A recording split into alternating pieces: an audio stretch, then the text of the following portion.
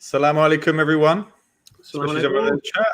So welcome to Brother Ijaz again and Hamza. So this is the part 2 to the historicity of the crucifixion, which hopefully everyone watched the first part, because very much today we're sticking on those points of the claims that were made.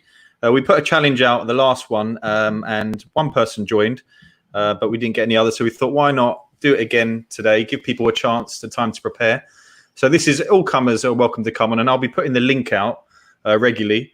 We'll allow one person on at a time, and when you come on, you've got three chances, so 3 claims that you want to be discussed, and yeah, we'll take it from there. So should we first clarify what the claims were, Hamza? Yeah, well, to be honest with you, I'm not going to go through all the claims right now. I mean, to be honest with you, we did the whole video. And the whole video was challenging the historicity of the crucifixion. And in that video, we challenged the historical claims outside of the New Testament, the non-Christian historians, and all of these other angles. We also then looked within the New Testament. We also looked at the history of what was being claimed to have happened and such within the New Testament. Mm-hmm. We looked at the manuscripts with regards what happened with regards to crucifixion and all of these things. So we covered a lot of stuff. And then we invited people to come on and question what we'd said, basically, refute what we've said. And then, like I've said a few times now, we felt that was unfair because a lot of the things we said would have come to a shock to a lot of Christians at that point. So we said, we'll do this second one. So people have had time to digest it, time to speak to their pastors and their friends and the Google and YouTube and all of these kind of things and come to refute what we said. So what we're doing here today is you need to come to challenge something we've already said. Assalamu alaikum, brothers. I like the blue. That's a good color on you. MashaAllah. So we're here to hear you challenge what we've already said. So I need to keep re-emphasizing that. Don't come on and then just start going on to a preach mode and whatever it may be. You need to come on and say, well, you said that, and I don't believe that is true, and here's why. That's it right now. Maybe later we'll allow extra things, but right now let's just underline everything we've said so far, so we can confirm those things are true, and then you Christians can deal with the ramifications of that. Inshallah. So we already have Sahi Luke in the back chat, so that's good because he obviously, hopefully he now knows. He came on last time, but now hopefully he knows and had a bit of time to prepare some points. So we'll welcome to Luke again. What's up, guys? Can you guys hear me or see me? We can hear you. We can't see you. All right. I'm sorry about that. I just got a last minute notice that you guys were going live. I didn't know. I just stepped outside right now. Was having a meeting, but I have a few points on my phone right here that I would like to bring up. I didn't get a chance to finish all the video, but I did my best to put a couple timestamps briefly on some of the things you said, so we can go back and verify. Okay. Go ahead. All right. First thing I'd like to point out. Just 1 second, Sahih Luke. Sure. Do it point by point. So you make 1 point, we respond to 1 point. Yeah. Sure, no problem. Okay. Well, I first off like to thank you guys for having me on here, and I give all glory to the Triune God, Father, the Son, and the Holy Spirit. At about the 51-minute mark, Mr. Ijaz, roughly that time stamp, I believe you said, and I'm paraphrasing it, but I have it right here on my phone. You said, I beg Christians to read Psalm 37, verse 28, and see how it relates to Jesus on the cross. However, I like to point out that Psalm 37:28 doesn't mention or allude to or hint of the crucifixion or any crucifixion at all. That is, I see that as an employment of maybe a misunderstanding of the text. Previously, you required solid evidence of the crucifixion or something alluding specifically to the crucifixion, but that's not what we see here.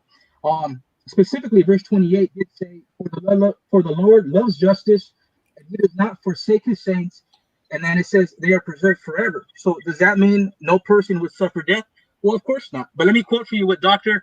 David Jeremiah says. He says, this verse can be interpreted several ways. God knows every situation and takes care of his. Or God knows that each person's days on earth are but a breath when compared to eternity. See Psalm 103, verses 14 through 18. Now, that's just one scholar. I have Adam Clark and a few others. But my point is that scholarship doesn't agree with your statement that this verse or this context is appealing to the crucifixion. Okay, so So Sahih you Luke agree? paused. So you agree then? So Sahih Luke paused. Yeah. What context did I make that point? And I said, look at the crucifixion, Christ's words on the cross, then read that verse. So the verse is rendered as, for the Lord loves the just, and he will not forsake his faithful ones. Christ claimed to have been forsaken by God, and if he's God, he's speaking in truth.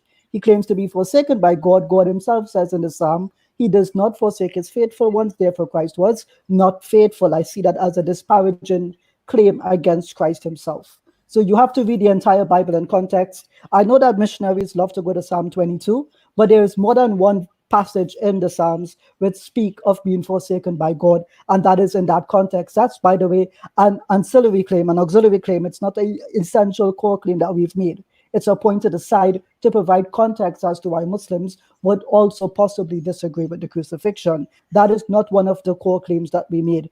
Do you have a core claim that you were responding to, or are you only responding to claims on the side which we brought up in commentary and discussion? No, I'm going to bring up a few that I put down that I have on my phone. I have about 20 that I have at home. Okay. Like I said, I wasn't. Bring the strongest one for us. Let me check my phone right here. Okay.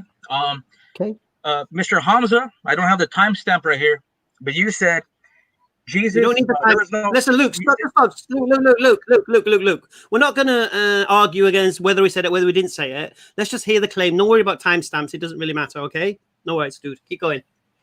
Yeah, well, I'm abiding to your rules that you told me. So just to make sure I'm not misrepresented. No, you don't need timestamps. Fine, I won't worry about timestamps. You said, Mr. Hamza, that there were no eyewitnesses. Well, actually, John was an eyewitness. We see that in chapter 19, verses 25 to 27.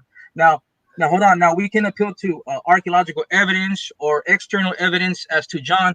But the point I'm making in regard to John is P5. And what I have right now on my phone is that I have been in correspondence with Daniel Wallace's team from the Center of Study for New Testament Manuscripts. And I have a recent email from research coordinator Leigh-Ann Hyde, who noted an awesome recent finding of an intern working on John 20 in manuscripts. And he discovered P5 contains John 20. Two things there, Luke. Two things, Luke, two things. Just very quickly. I'm not going to let you ramble. Two things. Luke. First thing, I didn't really speak about eyewitnesses. Second thing, who is the author of John? As I just appealed to, we can get into John is the author of John, Mr. Hamza. And let me finish. Mr. Hamza, please allow me to finish. And if you want to ask me, how do I know John wrote John? I would gladly provide that for you. So you don't know John wrote John. You believe John wrote John. And he's reading the presupposition back into the claim. So start with your core claim. Let that be the point. Don't have a point where you have to make assumptions. Because I love it when people bring for me datings which have not been added to the list, LISTE. So when you want to bring these claims, I'm happy for you, but we do not abide by singular manuscript datings. We await for the body of scholarship to do a comparanda. So you're free to make singular claims. I don't doubt that you, as a Christian, would need to do that, but we are responsible people, and we like to see the comparanda that is used to provide the dating. Do you have the comparanda in the email that they sent you? I do, and I'd be more than gladly to send it to you. What is the comparanda that they gave you? Can I finish my point, Mr. Ijaz? It's a simple question. You said you had an entire email. What is the comparanda that they gave you for that dating? Tell me. I asked them because I've been in correspondence. I didn't ask what you asked them. What is the comparanda that they? It's a simple question, man. You went to manuscript experts. So any manuscript expert, when they date a manuscript, they give you the comparanda. So what comparanda did they give you? Please tell me. I don't have it right now on me, Mr. Is it in the email? Look for it real quick. Is the word comparanda in the email at all? I'm not sure if it is or not. I can look for the email right now, but can I please finish my point and I can go back to that? No problem at all. Sure. You can continue waffling. I don't mind. But the point is moot. Because you asked me for I'll explain to you. I'll explain to you why your point is moot. Okay. We did allow I usually challenge the authorship of the New Testament without a doubt. Okay. I never made a claim about eyewitnesses. Yes, you did, sir. Yeah, I never mentioned eyewitnesses, me personally. And you said I said it. With all due respect, I disagree. I have the timestamp, not right here, but I have it. And you said, if you go back, that you said there was no eyewitnesses accounts. So I'm challenging your claim. No eyewitness accounts to what? To the crucifixion. Yeah, sorry, I'll go back on what I said. Timestamp me. When did I say that? We didn't even talk about that. You mentioned it, sir. If I'm wrong, I have no reason to apologize. But I wrote wrong. No disrespect, Luke. No disrespect, Luke. Last time you came on, you were wrong twice off the bat. And I'm telling you, bro, this is third time's a charm. I'm telling you, bro, you're wrong again. Mr. Hamza, with all due respect, you made that statement that there are final witnesses. Okay, listen, Luke. Listen, Luke, drop off, find your information, and we'll bring you back on, all right? No, can I finish my point? Or would you like me to? I'm appeal to talk to John. I'm ready to talk to John about John to show that the crucifixion is historically testified. Are you not ready to speak about John? Listen, I don't want to go into is the New Testament a reliable source of information? Challenging I'm not going there. I'm just. But that's where it will go. But that's where it will go because I don't care what John says. Understand? I don't care what John says because I don't believe it's a reliable source of information. You asked me to bring a source. It's irrelevant. You asked me to bring a historical source showing that the crucifixion is something attested to by history. Outside of the New Testament. Outside of the New Testament. The New Testament is not historical. Right, so you guys had no problem appealing to those manuscripts afterwards. Actually, Mr. Ijaz, if I'm correct, said show him something within the first 3 centuries. So Darren, let him make his point because I want. Yeah, try. I'm still trying to work out what the main point is. Can you simplify it, Luke? Or right. So to paraphrase, and keep in mind, you guys, I just stepped outside right now, so I don't have everything, but I do have my timestamps. But the point is that P5, there's been new discovery regarding P5 and what P5 has said. I have the email. I can send it to you guys. Is that this is an account of the crucifixion. It's made clear by verses 19 and 20, 22 through 25, uncontestable as to is it speaking about the crucifixion or not. So this is a third century. So I would like to appeal to that. Oh, now, that's brilliant. Let's just pause there. So you say you have the email on your phone. Pull out the email and tell me what's the comparanda. I would love to hear it. All right, Mr. Ijaz. Look, I don't hear the comparanda. You said you're on your phone right now, and you have the notes that you're reading on your phone. So it's strange that you have the notes on your phone, you have the email on your phone that you're using right now, but you still can't read out the comparanda for us. I just find that strange. Do you have a problem? It's not strange. I just need to look for the email because I receive a lot of emails. I'm in my notes section right now. Oh my goodness. Well, you know, all email apps have a search feature. So I'm going to give you 5 minutes. Come back. Yeah, you know what we do have someone else in the back chat. If you want, Luke, you could maybe get it, and then I could let someone else on the claim, and then bring you back because obviously that's something quite important, maybe for you to get for us. Well, I mean, it's real simple. The subject that's compared to is early manuscripts. One sec. So, Luke, I'm going to tell you this though. I guarantee the email does not mention it. I guarantee you did not ask them for it. I guarantee that in that email you asked, do we have any manuscript that mentions the crucifixion? They sent you some notes. You probably have it on your phone right now, but you know that you don't have any comparanda and it's a singular dating. And you would know as an adult, we do not take singular attestations for datings. New Testament textual critics always rely on comparanda. What is comparanda, Matthew? Just simply, sorry, Luke. What is comparanda? Just remind me again. If I'm understanding, it's something that is compared or the subject of a comparison. With what? What do you mean? A comparison with what? Earliest manuscripts, as my email states, earliest manuscripts regarding the crucifixion within the first 3 centuries. And they tell you what the comparanda is? So you're reading from the email now. You have it in front of you. I'm looking for it right now, Mr. Ijaz. I have a lot of emails. Okay, we'll give you 5 minutes. Come back. Drop off 5 minutes. Come back with your information. No problem. All right, read it for us. Yes. We'll come back. I think the thing I found interesting there was that you sort of gave the impression that it was last minute and you hadn't known we're on, but you had a lot of timestamps and all that ready. Yep. He said. Yeah, I have them at my house. I only have several on my phone right here. So I stepped outside because I just found out you guys were going live. So I was prepared to challenge your claims. Okay. Do you want to spend 5 minutes getting that, and I'll get someone else on, Luke, and then I will bring you back in. Is that okay? Yeah. Can you bring me back in though? Yeah, you'll be in the back chat. Yes. You'll be in the back chat, and then we'll bring you back in once the next person has said his claims. Yeah. Perfect. All right, sounds good. I think could I just say something very quickly? Because mashallah, you guys again, you're showing someone as ill prepared to really deal with the topic that was raised. But I think it might be useful because what you're saying is that what seems to be happening is that people are picking almost the leaves of the tree and not going for the trunk. And the main arguments that were presented by yourselves, a few days ago, no one's really touching them at all. And I think it might be useful just to reiterate the main thing. So, I mean, I wasn't unfortunately able to be at the last stream that you had, but the points that you really made were a few. So one of the things that you mentioned was in your presentation was specifically about the verses related to the crucifixion are very late in their extant manuscript existence. Mm-hmm. So if you were to go and find them, they're very, very late, 3rd, 4th, and even somewhere even 19th, which was amazing. Sure. The other point was raised was the lack of historicity of the claims of Josephus, etc. And you gave a few of the sort of well-mentioned historical writers, and we showed why they weren't viable, namely because all of the extant manuscripts that we have of them, they're all very, very late, 8th century, 9th century, 11th century, and some of the things they said couldn't have been said. The third thing that was mentioned was actually the inconsistencies within the New Testament narrative about the crucifixion itself. Mm-hmm. So this was, Hamza was allowing, I mean, he doesn't normally allow this, but he was allowing, let's take the Bible as it is. Mm-hmm. And even within that, if you take the narrative, if you compare it between the Gospels, they don't make sense. They don't correlate. Although the topic changed a bit and it got onto whether or not that would have been enough time for the person to die, etc. That's a different perspective. Yeah.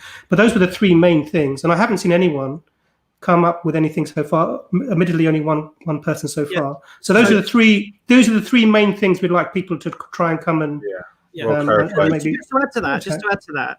See, the whole point of, if you look at the title of the original video, it's historicity. We're looking at the historical context here. So we're looking at the non-Christian history claims, and also we're looking within the New Testament. Are these events that occurred within the New Testament, can they be historical? So we question for example, the zombies at the crucifixion. We question, how could Jesus be tried for blasphemy when in Jewish tradition it takes 24 hours you have 24 hours to recant. We spoke about how you can't try someone on the eve of a festival. We asked the question, which what's the word, tradition did a Roman governor release a prisoner on the Passover? I mean, these are all things that are put down in the New Testament as if they're historical events that occurred, and we're questioning the history. Yeah. Now, if you start saying, "Oh, John was there," you're gonna fire me up, and I'm gonna say, "Who's John? How do you know John was there? Who told you John was there? Why do you believe John was there?" And all of this kind of stuff. And then we're going to move into higher criticism. Then we're going to start questioning the authorship, and we don't want to do that. I kept it very, very light. We kept it very, very light. We just looked at the inconsistencies between the Gospels, timings and such. We looked at the sign of Jonah, for example.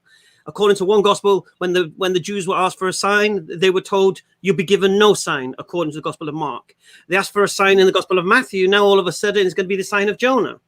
But even that makes no historical sense, because it was the Jews asking for a sign. And if the sign was supposed to be inside the belly of the earth and whatever it may be, then Jesus should have appeared to them after his crucifixion, because that's the sign. So he says so even that doesn't make any historical sense. So these were the things we were asking about. History. You can't just say because it's in the New Testament it's historical, because we're questioning the historical narrative. Well, the historical narrative has many issues with it, and I'm hoping that a Christian comes. Do you realize he started with Psalm 38:27, right? He didn't start with a core claim. He went to something that was a side comment. Like, just read how that verse characterizes Jesus. That was the context in which it was made. But that we did not use that to disqualify the historicity of the quote-unquote crucifixion. And this is the whole point. Do we have a Christian that's willing to challenge any of the core claims? Shall we see? We got one in the back chat. I can let him in. His name is Yusuf. So welcome to Yusuf. So Yusuf, yo, salam alaikum. Can you guys hear me? You might have a tab on. Can you turn your YouTube? I can hear echo. Yeah, let me put in my headphones. 1 second. Unprepared. What's going on?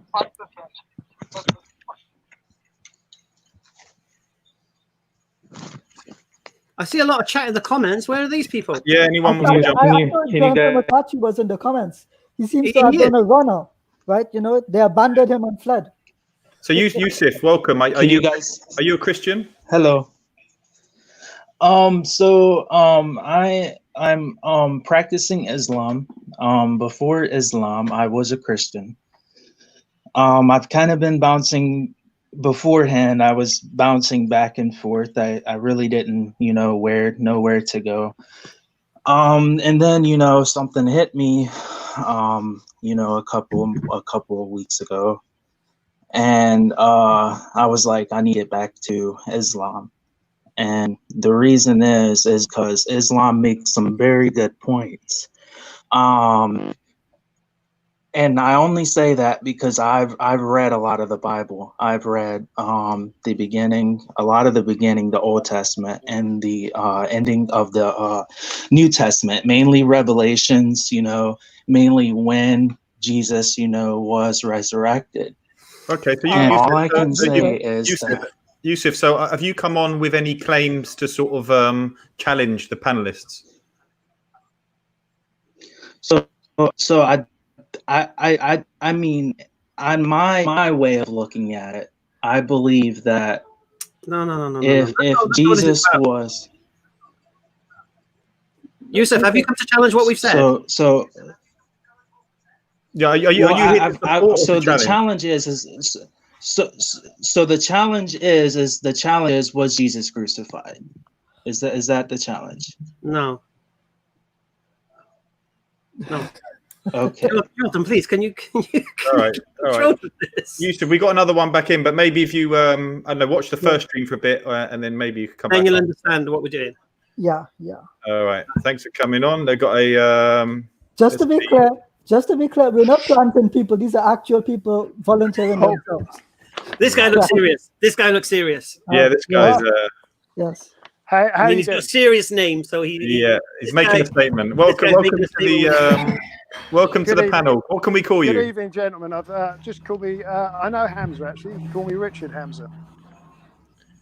All right, Richard Hamza. No, I'm Richard. Okay.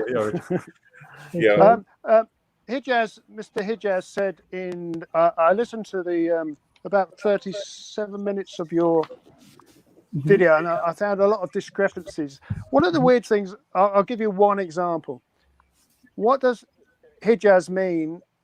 Think that the verse in the gospel where it says "Dei Jesu palin kreses phone megale ephevins to pneuma." What does he think that means when it says that Jesus cried with a loud voice and yielded up his spirit? What does he actually think that means? So it doesn't say his spirit. I guess that in Greek you can use a definite article as a pronoun, but in this case it is actually used as a nominum sacrum in the Greek New Testament manuscripts. Yeah. So it literally says, and Jesus gave permission to the Spirit. What do you think he gave permission to the Spirit to do? So you don't actually think that it actually says he gave up his spirit? You don't accept that as a valid translation? The Greek can be read both ways, that he gave permission to the Spirit. All sort of valid scholars would translate it, he gave up his spirit. Now you quoted some translations of the Bible. You quoted some translations of the Bible, but you didn't quote any literal translations. You quoted things like the NIV, the Good News Bible, but you didn't quote things like the ESV or the New American Standard, which translates it very well. And it says he yielded up his spirit. So what do you think he actually meant by that expression? Is it just me? Can anyone hear that? No, I can hear him. I can hear him fully. So what do you actually think he meant? I believe in my mind he gave permission to the Spirit to do something. I don't know what he gave permission to the Spirit to do. So you don't believe it was that he was dying? I do not believe Christ died. No. So what was the context? Where was he at the time, according to the scripture? I do not believe in the New Testament Gospels as a historical narrative. I don't believe him anyway, so it doesn't really matter, does it? That's good, right. So my point is, the context is he was on the cross, wasn't he? So what would it mean if somebody was on the cross and he yielded up his spirit? So again, if Christ, as the Gospels present him, is God, or he's a prophet of God, and he still had the ability to give permission to the Spirit, you would know that in crucifixion, you would not be able to breathe. You would actually be suffocated to death. The point that he still had the ability to cry out in a loud voice and give permission to the Spirit means that he had either authority over the Spirit or authority through the Spirit, and the Spirit did something onwards. The rest But of the nobody translates it like that. They just said he yielded up his spirit. That is the standard translation of that passage. So let's be The actual word is aphaken, which means to give up, to relinquish. And it says pneuma, which is the spirit. He gave up the spirit. That's the actual Greek there. Gave permission to the Spirit. No, it doesn't. It just says he relinquished the spirit. It's got the definite article in front of spirit. It does. Yeah, that's why I said the Spirit. It doesn't say. But what do you think he was actually doing then? Richard, hold on. What do you actually think was going on in that expression? What do you think was going on? What did he say that you're challenging? Well, I'm just saying he was saying that this doesn't prove that Jesus. But what I'm asking, what do you actually think was happening at that? It doesn't prove it. So no, I'm asking you, what do you think that expression meant when it said that Jesus gave up his spirit? That he gave permission to the Spirit to do something on his behalf. That's all it means. What would he? What? It could have been in the context of the fact that he was being crucified, allegedly, and the context that was the last thing he said. How would that be? We don't know that is the last thing he said. All we know is that that's what the gospel writers. But this is the context. The context is crucifixion. I mean, you're trying to say that this. I mean, you're not really giving an explanation of what was being said, and you're ignoring the standard translation. The standard translation of that scripture. So, are you saying therefore? So, hold on, Darren, give me a sec with this guy. I actually like him. So let's get down to this. So you're saying that we're only allowed to use Christian translations in the way that they understand it. No, what I'm saying is you can use reliable translations. So stop. Do you know Greek? If you know Greek, is not the word used also be used to give permission to something? That's not the actual word. No, that's the question I'm asking. The word is to give up. It's to relinquish. No, when you look at Strong's lexicon, the word also includes the ability to give permission to something. Do you agree? But you have to take into account the context, Ijaz. You have to take into account. You can't just pick which meaning you want. Right, so you stop. have to take into account the context. So are you saying on the cross, Christ cannot give permission to something that the context prohibits him from giving permission to do something? The context would be... No, answer the question. No, I'm not asking you what the context is. I've asked you a simple question. Please try to... The context is very important, Ijaz. You don't just use words and ignore the context. Answer the question. Does the context rule out that Christ cannot give permission for someone to do something? It's a yes or no answer. It's simple. Does the context dictate that he cannot give permission to do something? I don't think the context is indicative of that. Right, so you say it rules out that meaning of the word. I would say it's not indicative of that. No, and in context with everything else that was going on. So then if your point was it cannot mean that, and that is not your point now, you're saying you don't allow that point, therefore you're not making a counter argument. Can I say something? Go ahead. Yeah. Okay. Richard, you brought a straw man to the table, right? I'm not arguing against, or we're not arguing against that the New Testament claims Jesus was crucified. Okay. We're not arguing against that. We're arguing, is that historical? So we're arguing whether within the events that occurred within the New Testament, are they historical events that occurred? So then why and we're asking, is there anything outside of the New Testament that corroborates? One second, Richard. That corroborates it. But you've come on to try and convince us that the New Testament claims Jesus was crucified. No, I'm just pointing out to you. But that's a complete straw man, because we're not arguing against that. It's not a straw argument because you brought it up. Hijaz used that challenging the historicity of it. No, he was using that argument to say that this wasn't proving that Jesus died. This expression here that he gave up his spirit wasn't proving that he died. What else was it proving them in the context of the passage? And you've just admitted that the New Testament, you said, does teach that he died on the cross. So why would you then try to... Okay, the easy question for you, Richard. What was Jesus' last words on the cross? Richard, what was Jesus' last words in the cross historically? I can't remember, to be honest. There are many expressions he gave on the cross. One was, it was finished. Yeah, exactly. So it may have been, he may have said, it is finished, and then he yielded up his spirit. It doesn't actually say what he cried out in this passage here. It just says could I just say something very briefly? Yeah. And I think, Chris, this is probably one of the problems that we have as non-Christians when we look at the Bible. We understand that you obviously have a theological view on what the text is and what it means and what the context is theologically. But we're looking at it as non-Christians. Obviously, you don't have the same theology as you do. And what we're trying to do is we're trying to reconcile the information that we have at hand. So if we, and Hamza's question really is pointing towards that. So when you look at, say, something very simple, even look at the sign that was over the head of Jesus in the crucifixion. And the reason it's good to look at something like that is because that's an objective thing. That means whoever was there would have seen the sign, and there wouldn't have really been a reason to get the sign wrong. And you can compare it through all of the 4 Gospels to see what the sign said. Now, eyewitnesses to a material object that is not changed, depending on who looks at it, would have the same answer for this question. It's not an interpretation of events. But we see that, for example, in Matthew, it says, this is Jesus, the King of the Jews. In Mark, it says, the King of the Jews. In Luke, it says, this is the King of the Jews. And in John, it says, Jesus of Nazareth, the King of the Jews. So just taking something that's objective, like this is not something that you can look at and be mistaken. So do you think there was a sign over his head that said something about the King of the Jews? So let me explain to you what I'm saying. So what I'm saying to you was, isn't it? From those 4 Gospels, it's fairly clear that there was a sign that said something about the King of the Jews.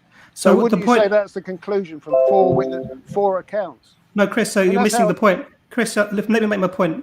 So the point that I'm making is that you have something that was objectively there, that everyone could have read, like a no entry sign, but everyone said the sign was something different.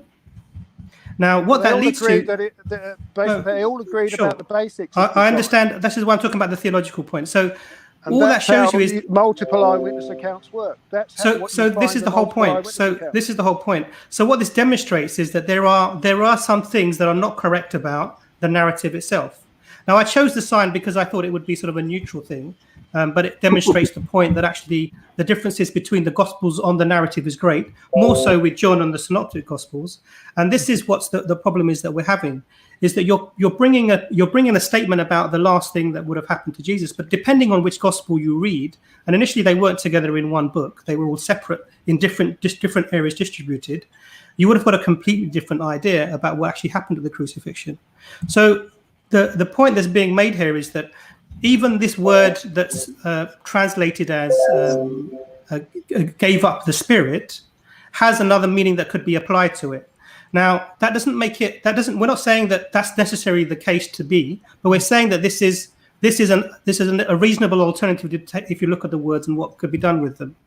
So now this is in the context of the whole discussion, i.e. the lack of extra biblical evidence for the crucifixion of Jesus, the lack of internal coherence between the Gospels, and we've mentioned just one thing from amongst that. And on top of that, there are other things that we could mention as well. And it's really, what we're really asking for someone to do is to not maybe pick a point that's in almost minutiae, but actually deal with establishing the historicity of even the text that you're presenting. So the first thing to do would be to... up a point that Hijaz made. No, I appreciate that. I didn't pick this point. Hijaz gave this point as an argument to say that this doesn't prove that Jesus died on the cross. But what does he actually mean? So what I said the context. Right, so hold on, Christ. What I said myself was that the translations at that point in English read, and he died. And no, you just picked some translations. You didn't pick reliable translations. I could pick 6 translations of the Quran that are different. You want to have a conversation, you've got to allow me to speak, right? So sure. I think you would accept I know why I used what I used. So all I did was translations. You didn't pick accurate translations. Okay. Richard, just let him finish this point because he's trying to just make the one point. But that is part of the problem I had with what he was saying. He was not using reliable translations. And I think Ijaz is responding. My point was that the translations that I used were unreliable. Hence why I said the Greek does not say and Well, there's unreliable translations of the Quran. So what? What does that prove? Oh my goodness. So what was the context in which I mentioned that point? I was trying to say that the translation was unreliable, and you've just agreed with me that it was unreliable. So what is your point of disagreement? My point is, why would you just pick unreliable translations? Why not pick reliable translations like the New American Standard Bible or the ESV? I'm trying to show people that when they open their New Testaments and they see the words there, and he died, that is not what the text actually conveys. But I believe that's what the text meant. That's what it actually was And you're free to describing. believe whatever you want. You could believe that Jesus is God. Okay, but you haven't given me an explanation to what giving up your spirit means. You haven't explained what it means. I've already said to you I think we're done, actually, here, Jazz. I think we're done on this point. So you can do a runner. I don't mind. Yeah, okay. I'm not doing a runner. I think we're done. Richard, at the point where you don't know what Jesus' last words were on the cross, yes, we are done. I think it is. So thank you for your time. Thank you for your time, Richard. But you haven't made a meaningful response to the main points that we made. I think you did make a meaningful point to start with. To be honest, I'm happy that you agree with me that the translations were incorrect. That was the point. Thank you for agreeing with me. Some on that. translations, of course, but you picked translations that were not reliable. Deliberately picked that was those the translations. Point, to show that those and if translations you actually unreliable. understood Greek, you would have picked a reliable translation. Oh my goodness! Instead of picking some dodgy ones. Anyway, fine. I feel as if people like this are either insolent or some way. Well, now you're getting personal. Now you're doing an ad hominem. That's not actually. I'm trying to show you that you don't understand the point that I made. That the translation was unreliable. That was my point. Very clearly the point you made, sir. So you agree with very me that clearly. I understood the point you made, and I think it was an invalid. And do you want us to go on to any other points? You agree with me. Do you have anything else? I guess. Do you have anything outside the New Testament? Do you have anything? Because obviously it was a historicity of the crucifixion. Have you brought any kind of? But this was what happened with this subject. You used lots of points which I thought were just crazy. Could you tell me where in the Torah it forbids the priest to tear his clothes? Could you give me the reference?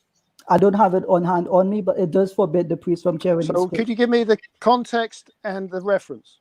Yeah. So what we'll do, I think we'll list that reference for you, Chris. You said that the priests were forbidden to tear their clothes. Could you give me the context and the reference? Because the only reference I have for that is it's a particular set of circumstances. It's not a general rule. But you seem to claim that it was a general rule that priests couldn't tear their clothes. Priests could not tear their clothes. So could you give me the reference? I'll get the reference. I will post it in the chat afterwards. Right. But thank you for your time. Okay. No problem. Richard, thanks for coming on. I might come back later. I've got loads. I've got pages of them here. It was look forward to it, mate. Look forward to it. So many problems with your arguments. They were full of flaws. I mean, Hamza, you mentioned the Gospel of Barnabas. Does anyone really accept the Gospel of Barnabas? What was my context of me mentioning the Gospel of Barnabas? But you were using the Gospel of Barnabas, saying the errors in the Gospel of Barnabas. People took point out that there's errors in the Gospel of Barnabas. But did you remember that? Do you remember what you said? No. Why did I? I don't know exactly what I said. I said it. Yeah. So why would you bring up the Gospel of Barnabas? Do you think? Shall I explain what I said? Shall I explain what I said? All right, I'll explain it to you. Very, very simple. Christians I speak to, reject the Gospel of Barnabas because there's inconsistencies with regards history within the Gospel of Barnabas. That's not the main thing they bring to me. Well, I'm talking from experience. That's not even the main reason. Richard, you're asking me, and I'm telling you my experience. Fair enough? Yep. All right. Go on, carry on. So, and what they say is, what? Let me speak, please. Yeah. Right. Yeah. So basically, when I speak to Christians about the Gospel of Barnabas, they reject it, and they always go to the same point. The wine barrels were made out of wood, and this means it cannot be from that century. That's the other one, yeah. It must have come later time. So because they're talking about wooden barrels, it couldn't have been from the time of Jesus. Therefore, it's rejected as a later fabrication. Sure, and then what I say, right. So then the reason I brought it up is because that same scrutiny is not used for the Gospels you do accept. No, that scrutiny is used. Very much that scrutiny is used. Really? Yeah, on the Gospels, very much, yeah. Right, so if you find something in the Gospel that's supposed to be... The Gospels are very accurate in their archaeological, on their geographical... They're not even... Listen to me, Richard. They're not even reliable to tell you what Jesus' last words were on the cross. No. They're not even reliable enough to tell you that. But you're talking about the comparison you were making. They're not even reliable enough. They're not even reliable to tell you what was written above his cross. As Dr. Imran, you just ignored exactly what Dr. Imran just said. He told you the 4 different Gospels have 4 different writings. They're not even reliable for that. And then we bring it, and then, like, for example, there are slight variants between the different accounts, which is what you variants. Find, they're historically inaccurate. They're historic. They can't both be the same history, can they? Which is what you would find if they were individual eyewitness accounts. That's what you would Chris, find. could I just Can make they be the same history if they're different? But the arguments you're making are totally different. The What Gospel argument of am I Barnabas, making? The Gospel argument of- I'm making is this. The argument, let me Richard, give you the an argument I'm example. making is a very, very simple one. The argument I'm give you an making is a very, example. very simple one. If you're going to reject a scripture due to inconsistencies within that scripture, use that same criterion for the scripture you have that you Okay, believe is authentic. I've got that here, Jazz. Thank That's you. all. Yeah, I'll That check was it the out. only point I made. Now you tell me what's wrong with that. Well, the Gospel of Barnabas is rejected not just because it's got massive errors in it. It says you can sail to Nazareth by boat. I mean, that's huge error, isn't it? It's got lots of errors. The other reason it's rejected is because the earliest manuscript we have of the Gospel of Barnabas, and there's only one basically, was from the 16th century. So it's rejected on many accounts. So it's not something you can compare Do you to the New believe John Testament 157 is an authentic? Do you believe John 157 is authentic? You can't. Do you believe John 157 is authentic? You can't compare the Gospel of Barnabas to the New Testament Gospels. It's a false. Do you believe John 157 is authentic? Remind me what John 157 says. There are three bear witness in heaven: the Father, Son, and Holy Spirit, and these three are one. No, I don't. You don't think it's authentic? No. So when it's in the Bible, it's not in any early Greek manuscripts. Right. So when it's in the King James Bible, then you're saying it's not the Word of God. Well, the King James Bible is not a Greek manuscript, is it? It's a translation of what? Of late manuscripts. What manuscripts is it translated from? The Textus Receptus. And what language is that in? They're in Greek, but some of those manuscripts are very late. So it is from the Greek manuscripts. But it's from Greek manuscripts. Yeah, I know it's from Greek manuscripts. But you said it's not from Greek manuscripts. Did I? Well, if I did, I was wrong. It is from Greek manuscripts, but it's not. Some of those manuscripts, and Erasmus argued that John 157 wasn't actually there. He didn't want to put it into the Textus Receptus in the first place. It doesn't occur in any early Greek manuscripts. See, we have to go by the evidence of the manuscripts. I love that answer. Yeah, that's something else we agree on. But the Gospel of Barnabas is a non-starter, really. I disagree. Non-starter. Okay. Shall I tell you why it's a starter? Shall I tell you why it's a starter? Why is that? Okay. So when they discovered the Dead Sea Scrolls, the Dead Sea Scrolls were written by, yeah? I know the Dead Sea Scrolls, yeah. No, do you know who they're written by? Which community? Who they were originally written by, or they were copies of various things. A lot of it was the Old Testament. No, who were they written by? Which community wrote the Dead Sea Scrolls? Which ones copied them from the originals, you mean? Okay, I'll explain to you. The authors of the Dead Sea Scrolls are the Essene community in Qumran. Yeah, but they didn't write them. They didn't. Right, John the Baptist. All right. Okay. So the Dead Sea Scrolls are written. Okay. Yeah. Can I speak and explain? Are we going off topic a bit? I've got two people just quickly nail this if you don't mind. Okay, it's something to reflect upon for all the Christians. So basically, the Dead Sea Scrolls are written by the Essene community, the Qumran scrolls. Right. Yeah, and they use a particular. These are the tribe of John the Baptist, basically in the wilderness, and basically they use a particular terminology when they did their writing. Well, I don't know. You can disagree as you like. Okay. I know you don't know that, so relax then. You don't know. Right. So basically, learn something here now, Richard. So basically, the terminology was exclusive to the Essene community. So when they wrote something, they wrote it because of the way they wrote, okay? And when you read the Dead Sea Scrolls, when you read the Gospel of Barnabas, you find the same Essene terminology. And the question that needs to be asked is, how can a late 16th century manuscript contain the wordings of the Essene community? So that's the question that needs to be asked. We're not going to do it now. We'll do it another time. Well, Richard, I could go into that if you really want me to. Yeah, maybe another stream for that one, Richard. But I've got a couple more people coming on. Gospel of Barnabas is dead in the water. You have to, just and that's what knocks out your Gospels as well. Sounds like you're in agreement with a couple of points there. All right. Yeah. So thanks a lot, Richard. I really appreciate it. We got no problem. Nice to speak to you all. Bye. Cheers. Take care, Richard. See you in the park. All right. Maybe I lost something there, but just correct me. Did he agree that I said that the translation was inaccurate? Yeah, he says some translations are inaccurate. Yes. So then I don't get the point. He said I was wrong, but we were in agreement. So he kind of like, I'm like, what? He says some translations are accurate, but the translation he uses is accurate. It was almost a suggestion you maybe cherry picked a translation, which I don't know. The point was to show that the translations that use the word died there are not from the Greek. They're bad translations in the first place. That's the point of it. And he also threw the King James Bible under the bus.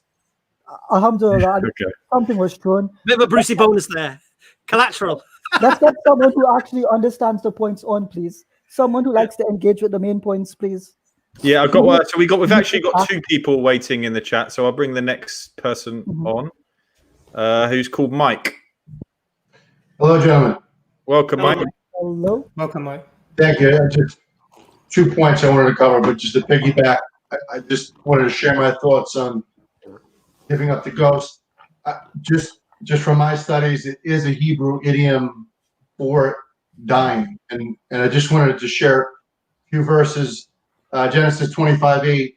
Abraham gave up the ghost and died in a good old age. Genesis 25:17. Looks like Isaac gave up the ghost and died, gathered to his people. Genesis 35, gave up the ghost and he died. Acts 5, this is the New Testament, same Greek words. Ananias, hearing these words, fell down and gave up the ghost. Acts,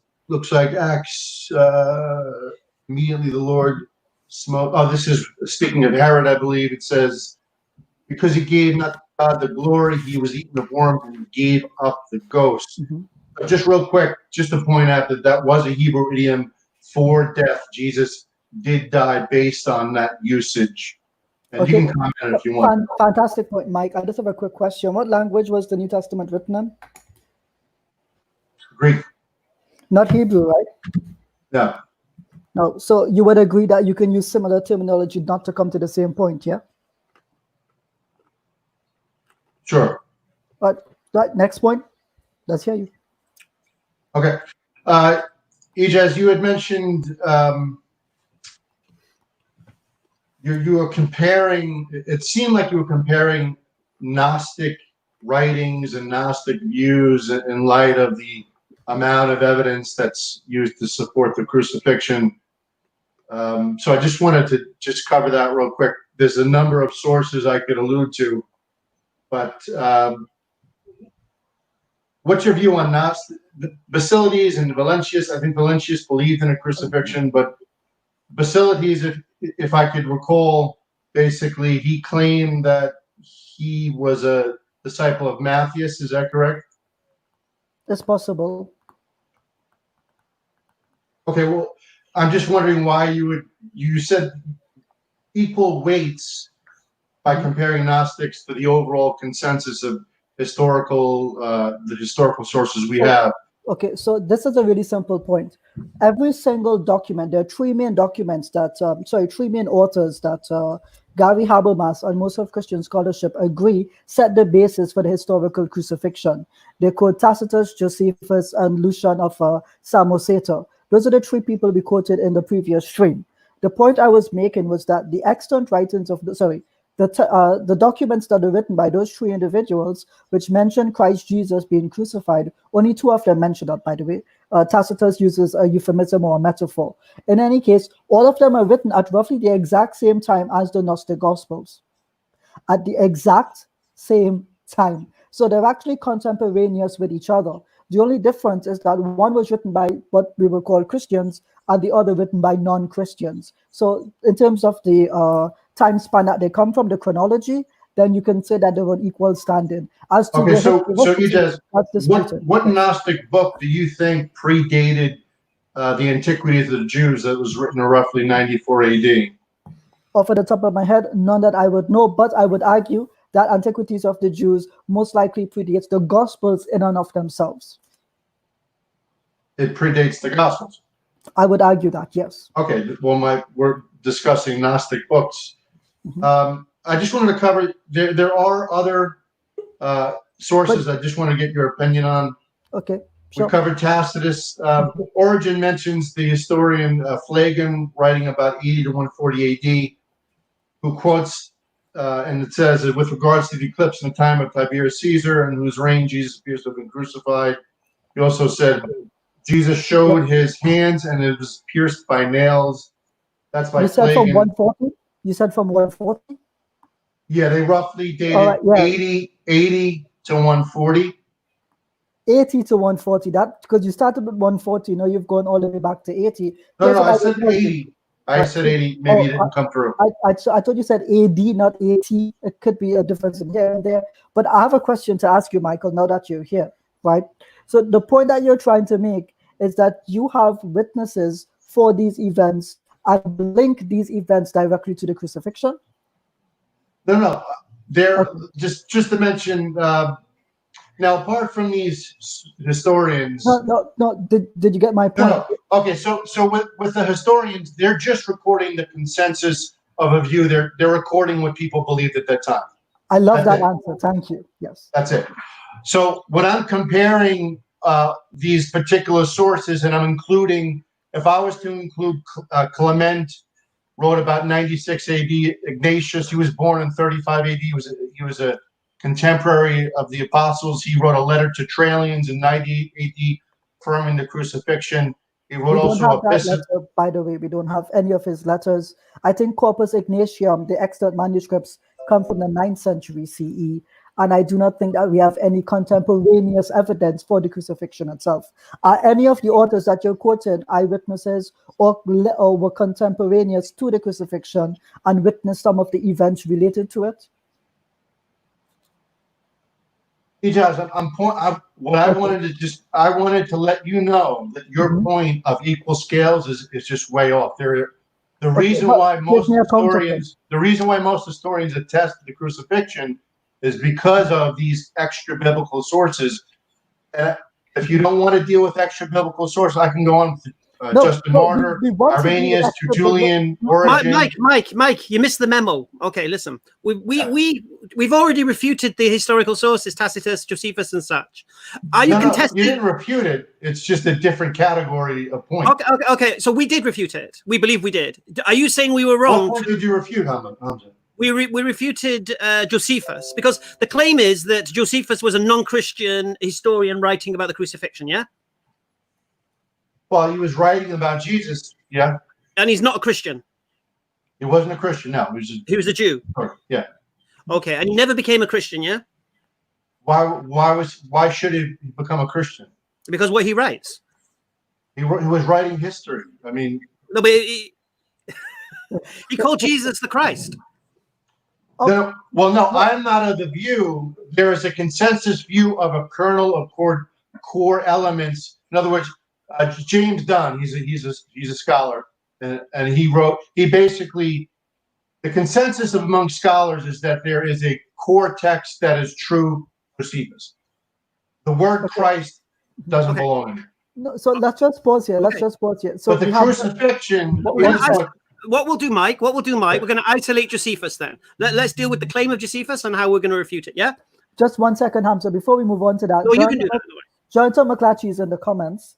He has posted that Josephus, Tacitus are side points. They're not the main sources that historians go to. I beg to differ unless he thinks that John Mayer is not a historical scholar, that Gary Habermas is not a historical scholar. We call people in the comments, come into the room and have this dialogue with us. Hiding in the comments will not help you. Michael, just quickly, there is at least 3 quotes of Josephus in which Christ is mentioned. One of them comes from the Russian version, which is universally rejected. The 2 core kernel ones that you refer to, John Mayer does include the term, I think Josephus is alleged to have said, ton adelphon Jesu to lemegu Christu, the one who is James, the brother of Jesus, who is the one called Christ. So it's not even the one who is called the Christ, it's just who is called Christ, meaning that other people call him Christ, not that he or Jesus. That's fine. That's not my point. I understand. Mm-hmm. Anyway, in regards, so let's go to the New Testament. How do you feel about I don't know why people like Apostle Peter is rejected, or even Paul is rejected, or even John is rejected. These are multiple attestation to the crucifixion of Christ. So, in other words, when you go to the book of Acts in the first 7 chapters, Peter's speaking and he's preaching and he's teaching and basically he mentions the cross at least almost a dozen times. No, half a dozen times. So he's affirming both the death and the crucifixion. That's the testimony of Peter. John, and both in Revelation and 1 John, attested to death and crucifixion. So why do you reject Peter? Why do you reject John? Why do you reject Paul? Okay, so very simply, those are side points. Our goal here today was to find out if there was evidence for the crucifixion. Are you therefore claiming that these writings that you've just mentioned demonstrate the proof of the crucifixion? And if so, the question is, how do you corroborate them? Ijaz, my main point is that when you went in your video, when you took your hands and you were weighing scales as if there was equal scales for the Gnostic books and the amount of attestation there is for the crucifixion.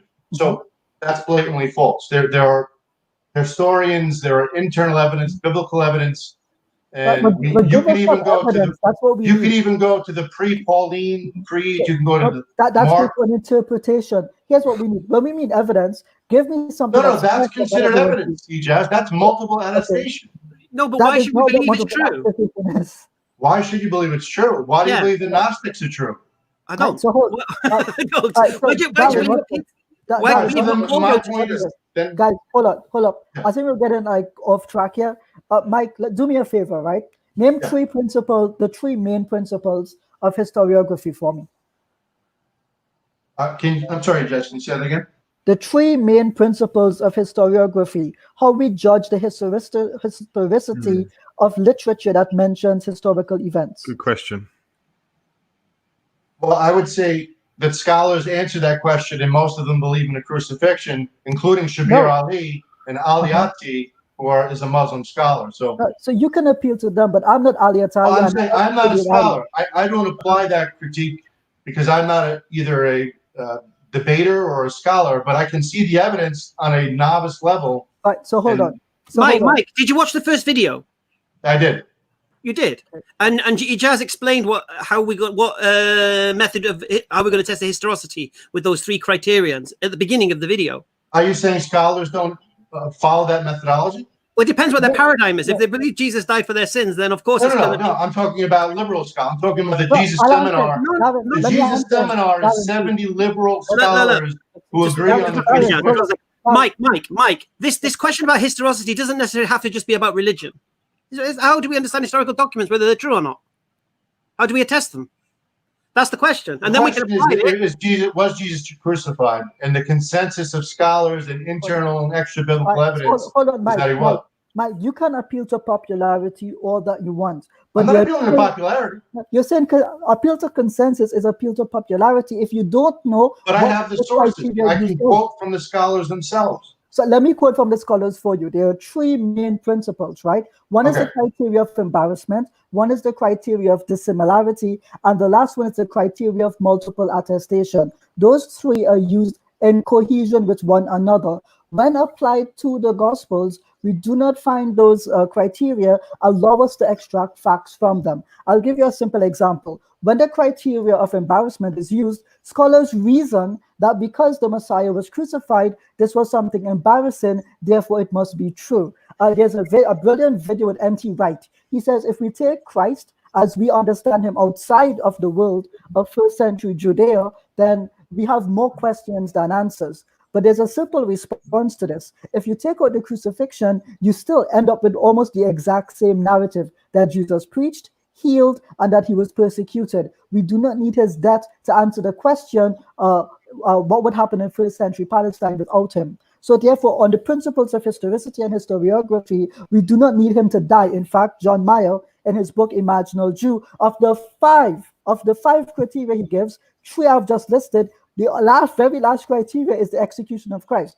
And he lists the criteria as a criteria and an evidence. You would know that that's circular reasoning when you entail that in which you seek to prove. So just based on the evidence that you've given me, you don't seem to understand the methodology. You don't seem to understand the method as it is applied to historical sources. And so when you come here and say to me, everyone else believes in it, I'll tell you this. Everyone at the time of Christ, every single lawgiver, every single Pharisee rejected Christ as God. Yet you still believe that he was a God. You still believe that he was the crucified Messiah. They did not. So if I was to appeal to consensus at that time, I would end up rejecting Jesus as the Messiah. So you need to come out of your Pharisaical mindset and learn to understand method and evidence give us results. We don't just... Everything you just said is just hot air. It has nothing to do with the point that if I'm quoting multiple attestation for the crucifixion. Could I just speak to you about the multiple attestation, Mike, just for a moment? So one thing I don't understand, maybe it's the way I'm sort of looking at it, is that you mentioned lots of people that are mentioned in a book written by an individual who themselves have not written books about any events, Peter, etc. And you mentioned these people, and you say this is multiple attestation. I don't understand how this is. So if let me give you an example. When I understand the term eyewitness, what I expect is, and this is what other people expect, I generally speaking as a layperson, and they would expect that the person who's writing about the account is the person who witnessed the account themselves. Now, what you have is you have four contenders for this: Matthew, Mark, Luke, and John. Paul doesn't count because he wasn't there. He's becoming a Christian, etc., and then following the way of Christ comes later through a spiritual vision that occurred later on. So he wasn't actually at the crucifixion himself. So we have four of these people who we have gospels for, unless you're saying there are other gospels that have been written by some of the other people who you say were eyewitnesses that you take as attestation.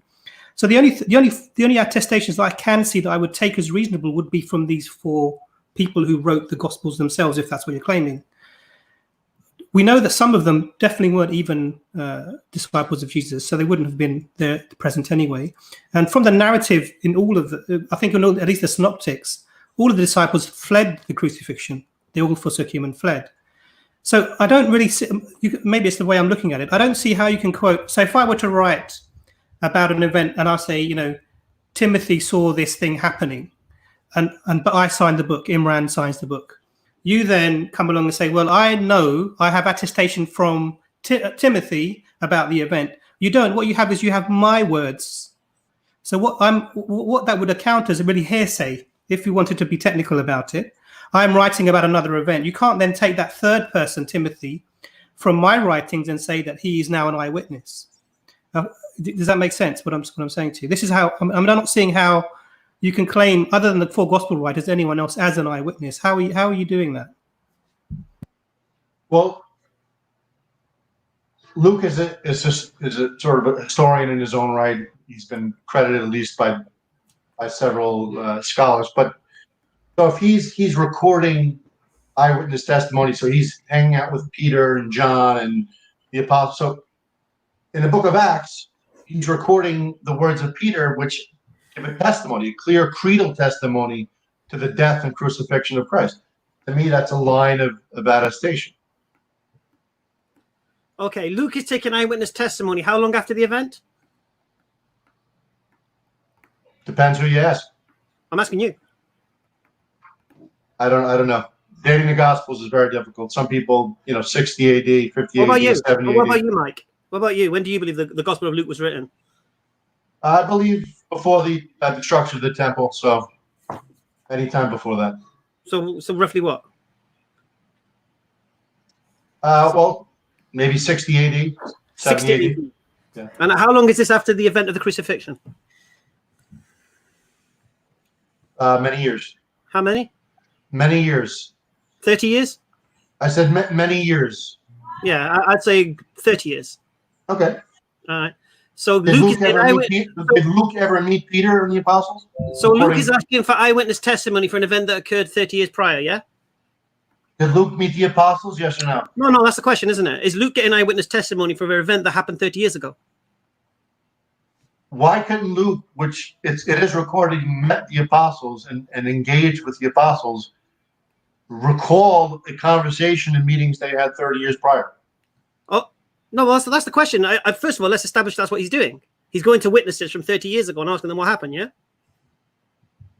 Yeah, or recalling the events because he's recording detailed events. So right, and could there have been mistakes in this recollection? Possibly, sure. And how would you know? Well, what kind of mistakes? There clearly is the consensus. Okay, clear mistake. Okay, what? I mean, you don't make a mistake that you record that Peter's probably in a half a dozen. Okay. What did Luke say was written above Jesus' cross? What does he recall Peter said? No, what does Luke say was written above? Well, if you want to go to the Gospel of Luke, he says plenty on the crucifixion. No, what does it say above the cross? What's written? Oh, he's King of the Jews. Right. What does Matthew say is written? Yeah, to me that's a silly argument. Let me explain. Silly? Okay. Yeah, let me explain. If there was a sign that said, for instance, this is what it said. It said, "This is Jesus. This is the long sort of version. This is Jesus of Nazareth, the King of Jews." Right. Why couldn't the other Gospels just record? If they were just recording it, they couldn't record the core text of that. In other words, it's not like it's wrong. It's just that they didn't quote the whole. No, it's inaccurate. Why is it inaccurate? Because that's not what it said. What that is what said? What it said on the cross, above the cross. No. When as an author, you're just recording. You're compressing events. You don't have to write out the whole term. Listen, if you're writing history, you're writing the facts that happened, isn't it? Now, these aren't historians. These are novice Greek speakers who are recording the events as they see them inspired by the Spirit. 30 years ago, yeah. Okay, so that's quite an interesting admission. So it seems, Mike, that you're admitting that this is not history. This is because you said these are not historians recording events as a historian would or would a care of the historian. They could be recording historical events, but they're not scholars by any right or grammatical geniuses. Mark is a very short and sweet, and he wasn't. He made some grammatical mistakes. So what was the point about saying that they weren't historians? Because I think with there is a problem as a non-Christian. Because one of the things you said was in this, you said this was something that was written by novices who weren't historians, who were inspired by Luke. I would consider Luke an historian. Okay, no problem. You said who were inspired by the Spirit. Okay, so there was some divine intervention in the recording of these events. You would agree with that? Sure. Okay, so then for me as a non-Christian, this becomes even more problematic because the point about the sign was just a very simple point in that it's not a description of different speeches. It's not where the speaker might sort of adjust the vocabulary. It's not even a subjective opinion or even a perspective. It's not even an event described by different people. It's basically there's one crucifixion, there's one person, there's one sign, and you can't even look at the sign. Well, according to John, it was written in several languages, but go ahead. So, and again, this is where we have the problem. So we have these novices who are not historians, apart from Luke, you say, recording events that happened maybe 30 years ago because somebody approached them. Luke, you're insisting, and then you're saying that because of some divine intervention, this was an accurate account. But then when we compare the accounts, I mean, the sign is just one thing. There are many, many, many things. Just one point. Matthew says, "This is Jesus, the King of the Jews." Mark says, "The King of the Jews." Luke says, "This is the King of the Jews." John says, "Jesus of Nazareth, the King of the Jews." Yeah. I mean, really, is that something that? I mean, as writing biographies, authors may write. So that was illustrative of a point, and the reason for giving that, I gave the example, is because it was a something that you can't really miss. I mean, it's a sign. It's like a no entry sign or a stop sign. It's not something that's subjective. It's objective, and that's the reason for giving that example. But we could give. I mean, you can talk about subjective as you're recording the events. Just let Imran finish the one point, and then you promise you'll get to respond. So, but the reason for giving that was because of its objectivity, and then you see the discrepancy within the four recordings. There are other things that you can look at that also show similar things. I mean, even the time of the Jesus was on the cross for, the last words that he said, what happened afterwards. I mean, there's many different accounts of what happened afterwards. But do you think they can be reconciled? In other words, The issue I have with both Muslim and Christian apologists is that both books have discrepancies, but for you, it's sort of like a contradiction. No. It can't be reconciled as historical, can it? If Jesus' last words are different in two different gospels, then both gospels can't be historical accounts.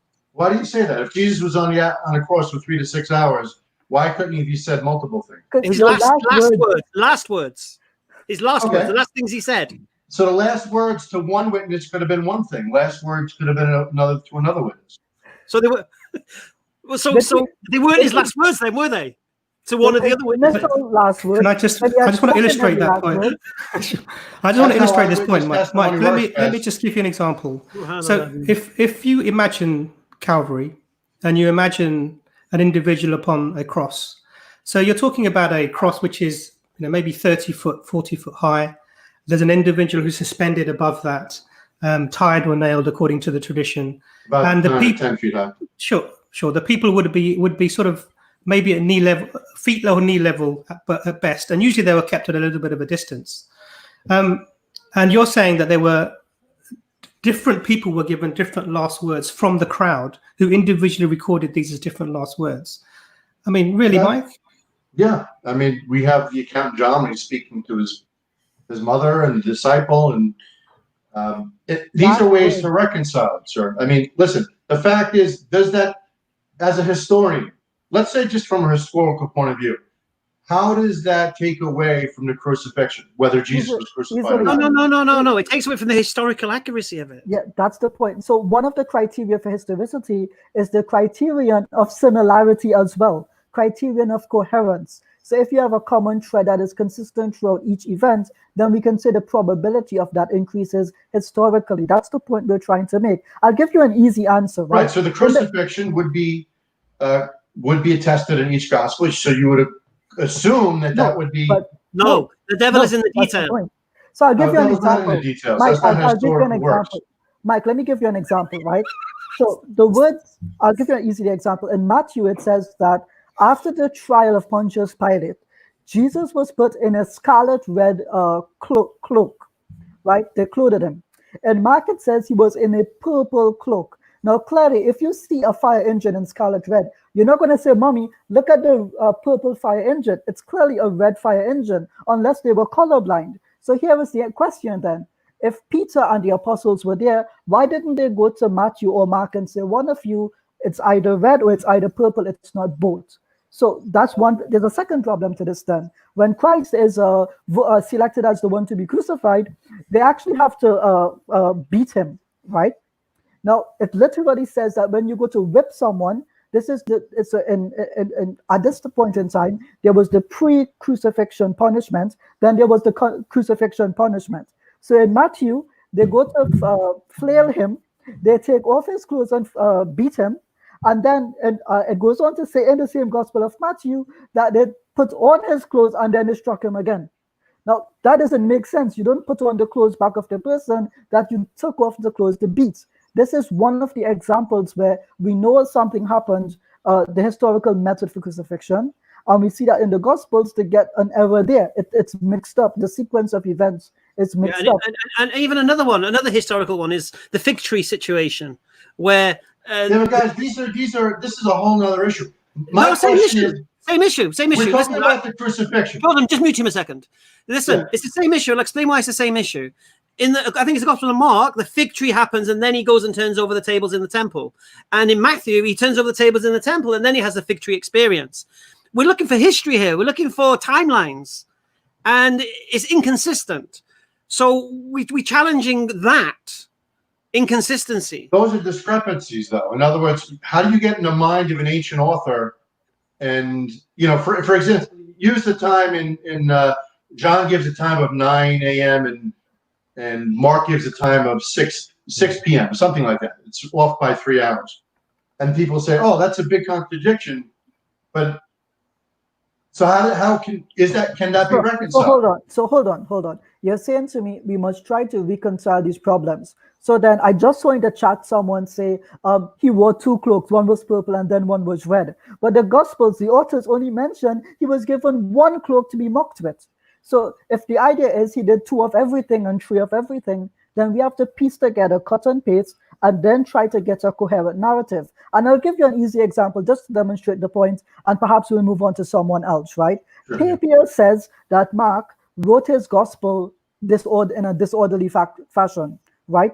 That's a statement that Eusebius also agrees with. Here's the problem, though.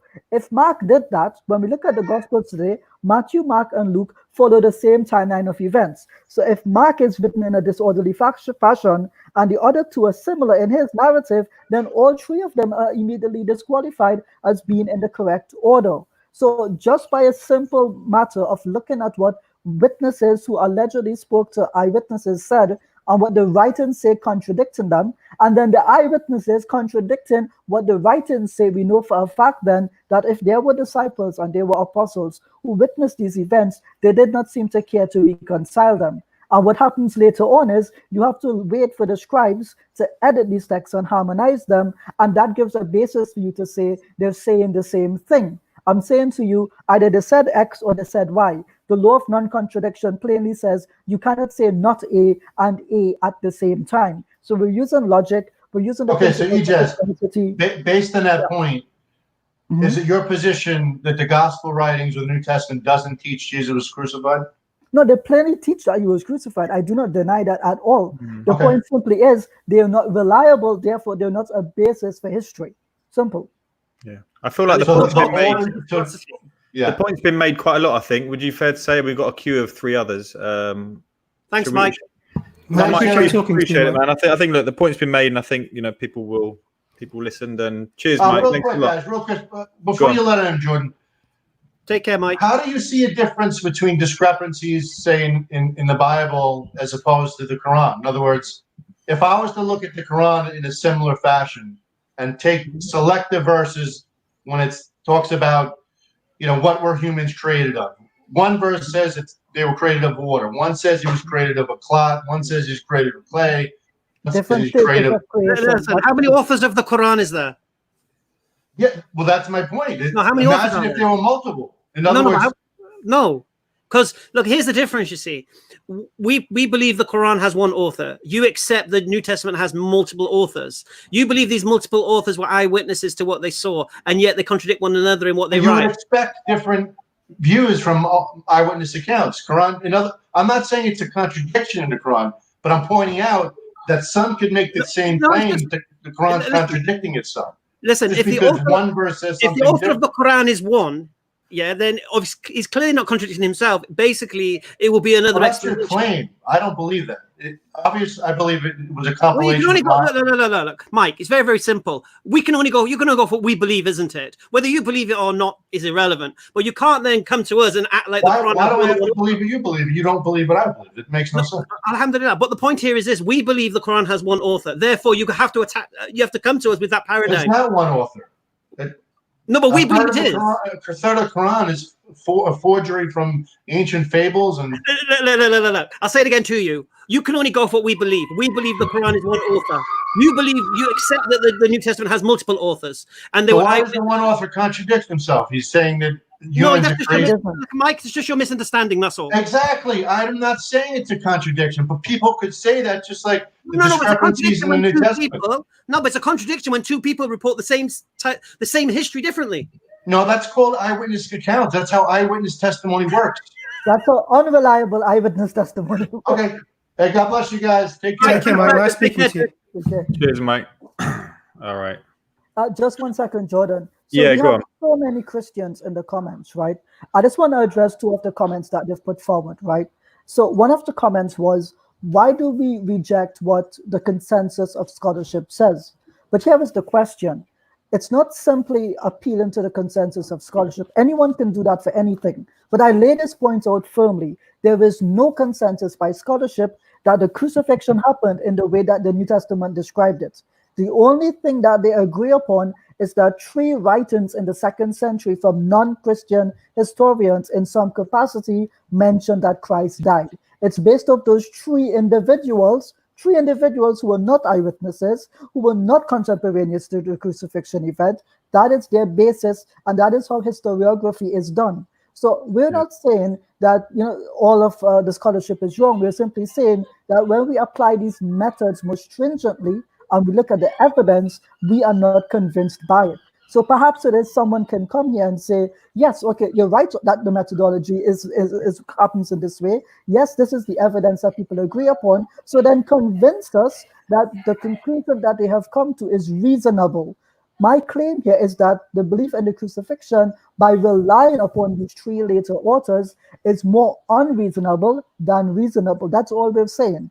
And furthermore, I say again, you can simply say that, you guys are appealing to the consensus of scholarship, but that's just an appeal to popularity unless you qualify it. Every argument made must be qualified. That's how logic works, the doctrine of logic.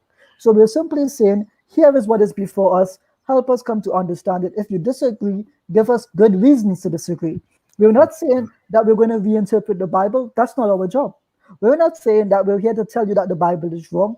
That's not our job. But if we raise discrepancies, contradictions, interpolations, changes, developments, we would like for those things to be managed with so that you can continue with your claim that these are historical events that cannot be doubted.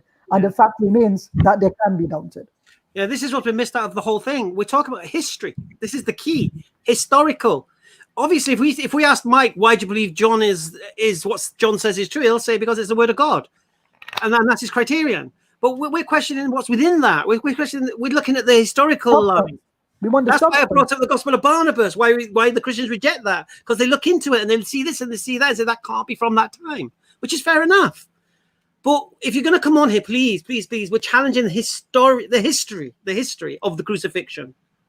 That's what we're challenging here. Just to sort of emphasize that. So there are lots of theological problems with the crucifixion as a method of salvation anyway. But we haven't even touched this. That's a whole other topic completely. We'll do that. And we'll probably we'll do that. We'll go through that. So what we're trying to do here, what's a bit much as Ijazah and Brother Hamza presented last time, what we're trying to do here is to deal with really the historical basis of the claims made in the New Testament and whether we can take them at face value or if there's a way of evidencing them that would make it reliable. And so far, we've not had anyone really talk about the extra biblical evidence or try and refute the fact that all of the extant manuscripts of the extra biblical evidence is late. Couldn't have been really said by that individual if he was not a Christian. Talking specifically about Josephus Flavius, but others as well.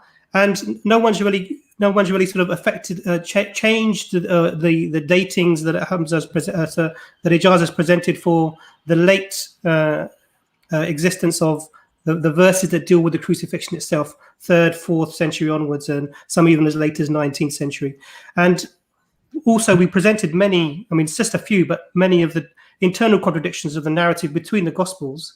And apart from the fact that they were just different people, so they wrote differently, there's nothing really been given as to sort of an explanation of that, especially if you theologically believe that there was a divine hand in that. So we'd expect actually much more coherence between them.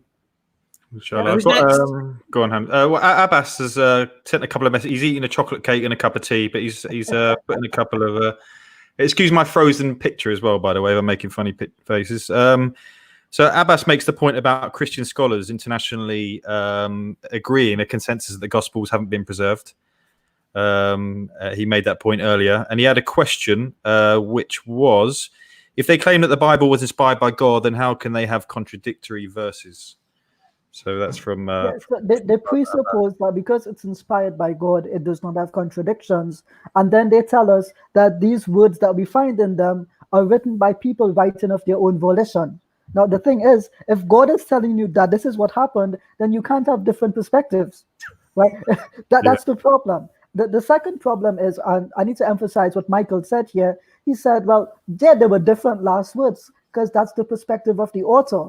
But if I'm in a stadium and I'm watching a race, they're running a lap around the stadium, and I turn my head and I turn back, and I see that one person has crossed, and now 2 other persons are crossing. Obviously, that first person had to cross before the other 2. It's not that the other 2 crossed, and then that guy magically appeared 10 meters in front of them. So there can only be one objective understanding of what happened. Sure. Yes, you can have different perspectives, but different perspectives simply mean that you write about the same event from a different understanding. I'll give you an example. Again, the person who sees that one person has crossed the line and another who looks and sees the person not crossing the line. They both see the person crossing the line at 2 different times, but they agree that person crossed the line. So it's only one race. The comments were telling me Jesus wore both a red and a purple cloak. Well, don't forget, in the Gospel of Matthew, he also rode a donkey and a little donkey at the same time. So, yeah. Anyway, bring on the next question, man. Book coming out soon. Bring on the next. What was I going to? Yeah, we've got 3 people in the chat coming on. We'll bring on Ariel next. Can I make one comment? Is I feel like the historicity part isn't really being addressed. Is that fair to say? So just advice to the new panelists that come on. I don't think we're trying to, go against what the New Testament's saying, or we're trying to get some historicity behind it, aren't we? So yes. Here is Ariel. Welcome, Ariel. Hello, Ariel. Hey, how's it going, guys? Hi. Welcome, So, Ariel. What's your strongest claim, Ariel? That's fine. You can, the way you're pronouncing it's just fine. All right. So I had some question about your historical methodology. So are you saying, if I hopefully I'm understanding you correctly, you are only accepting documents whose manuscript evidence comes within a couple hundred years? Is that what you're saying? No, what we're trying to say is we're trying to establish the historicity of the event, right? So what is the criteria that you use that we have missed out on? Or what do you think is the strongest evidence for the crucifixion itself in terms of history, not of theology? That's what we're trying to get at. And I guess I'm trying to understand why you won't accept the Apostle Paul, who claims to have met the brother of Jesus. Why is that not? Ariel, you sound like you're underwater. Have you got? I don't know if it's your reception or. It's its connection. Did you hear what Ariel said there? I heard it. Okay, sorry. Look, can you hear me? Look, the whole point was, did you watch the first video of what we did with regards to this matter? I have no idea. No, I have not. Okay. All right, because the whole point of this video is to give you a chance to refute what we said in that. Okay. Well, I've just been listening to the previous calls. Right. So they're trying to. They've kind of tried to attempt some of the things, but they've misunderstood things, and they've tried to add extras as well. Like, for example, we didn't mention Paul in the previous conversation, did we, Ijaz? I don't think we brought Paul into it, did we? Ijaz? Ijaz, you're on mute. Yeah. Can you guys hear me? I said we didn't bring Paul into it, did we? I don't think in No, the no, because Paul has nothing to do with the historicity of the event itself. exactly, because he wasn't there. Contemporaneous, and there is no evidence that he actually met the eyewitnesses or that he related historically what the eyewitnesses witnessed about the crucifixion itself. He does argue a lot about the resurrection, but about the crucifixion event itself, he is not a historian. He does not provide historical evidence. So he writes from a theological perspective, a salvific perspective, but that is very different from history. We're not questioning the theology. We accept you believe what you believe. We're just trying to understand why. So let me ask you then. Josephus was writing around 90 AD, right? So he references the existence of John the Baptist, who died around 30, around there. But he's not eyewitness to that event. He's relying on other reports. Can I just throw out Josephus then as evidence of the historical existence of John the Baptist? Your misunderstanding of our point is Josephus only records what is the popular narrative at that point. It does not mean that Josephus is claiming that this happened with a certainty, because the point stands. If he's claiming that as he traveled around Judea and he witnessed all these people doing miracles and being convinced of Christ, then he should have been convicted in that faith as well and joined the faith of Christianity. The point is, all he mentions that Christ is the one, Jesus is the one called Christ. He doesn't even say that Jesus is the one called the Christ. He says Lamangnu, I got the Greek wrong. The one who is called Christ. That's what it says in the English, I believe. That's all he says. He does not say the one who is the Christ. He does not say the one who is the Christ. He just simply says the one who is called the Christ. Simple. That's what people call him. Hamza calls him Christ. Imran calls him Christ. Jordan calls him Christ. I call him Christ. So what I'm trying to point out is, if we have this methodology that you're using, we're going to have to throw out a lot of people who we would otherwise have historical evidence for. So we no longer have historical evidence for John the Baptist according to this methodology. So other than what we have 600 years later in the Quran, we have no historical evidence for John the Baptist. And the Christians, up until Muhammad, had no reason to believe that John the Baptist even existed, because the earliest mention of the Bible is Josephus.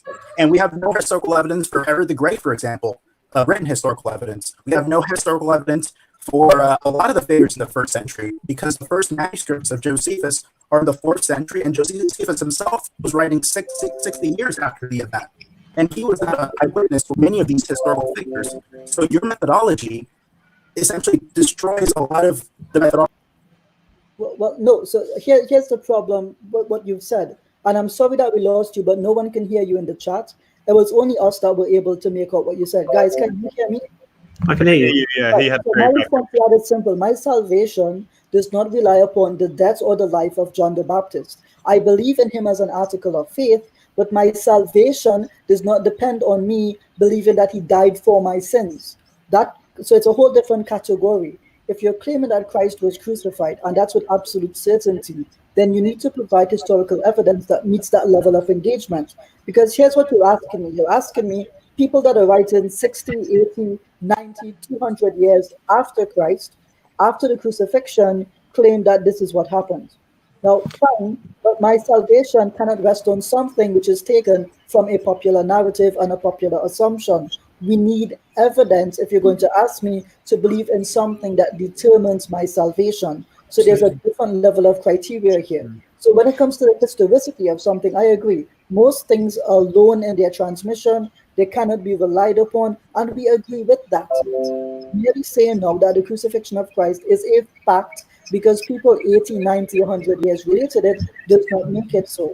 We need to know what is the basis for this claim that it is a historical fact. If there's something that you can present, we would be interested in hearing it. And just to add one point to that, Ariel, before you join in, I think the earliest manuscript for Josephus is very, very late, 11th century, I think it is, 1184 or something like this. I think it's very, very late. So it's not even a couple of hundred years. You're talking about a millennia after the event. And some of the things are attributed to Josephus, you wouldn't have expected a Jewish individual to have written. So there was some tampering with the text. If there was a core text anyway, there was something was additionally added to that for what end we can only guess at. But it makes it, again, an unreliable source, again, for something as important as not just recording history, but for your salvation itself. So a couple of points. The first one is, I believe the earliest written evidence we have of Josephus is in the 4th century. I think there's a codex, I think it's called Ambrosius or something along those lines. I'll have to double check. I'm getting extreme difficulty to understand a single. Yeah, Ariel, I don't know if you can get better internet, but the problem is we got like nearly 700 people and no one's hearing you. So I don't know if you can go into a better place or because otherwise I'm gonna have to bring the next person on and maybe. Right, if you still can't hear me, I'll have to bow out. But maybe if you it's just that there's a lot of people obviously, and I can't. I don't think enough to work out what you're saying, but appreciate Jonathan McClatchy, he can answer your points. All right, thank you. Bye. Okay, so next person, Solar S. Let's see. Hi, Solar. Sorry, I know you were supposed to come on before that, but the queue sort of mixed up there. But thanks for waiting. Thank you. Do you hear me? Yes. Yeah. Yeah. Assalamu alaikum, guys. I am Arab Christian calling for Germany, and maybe my English will be not very well, but I want to ask. Okay, so basically, I want to ask Ijaz if he think that Sahih al-Bukhari historical accurate, because there is a report in Sahih al-Bukhari 3477 that it says Muhammad says a prophet.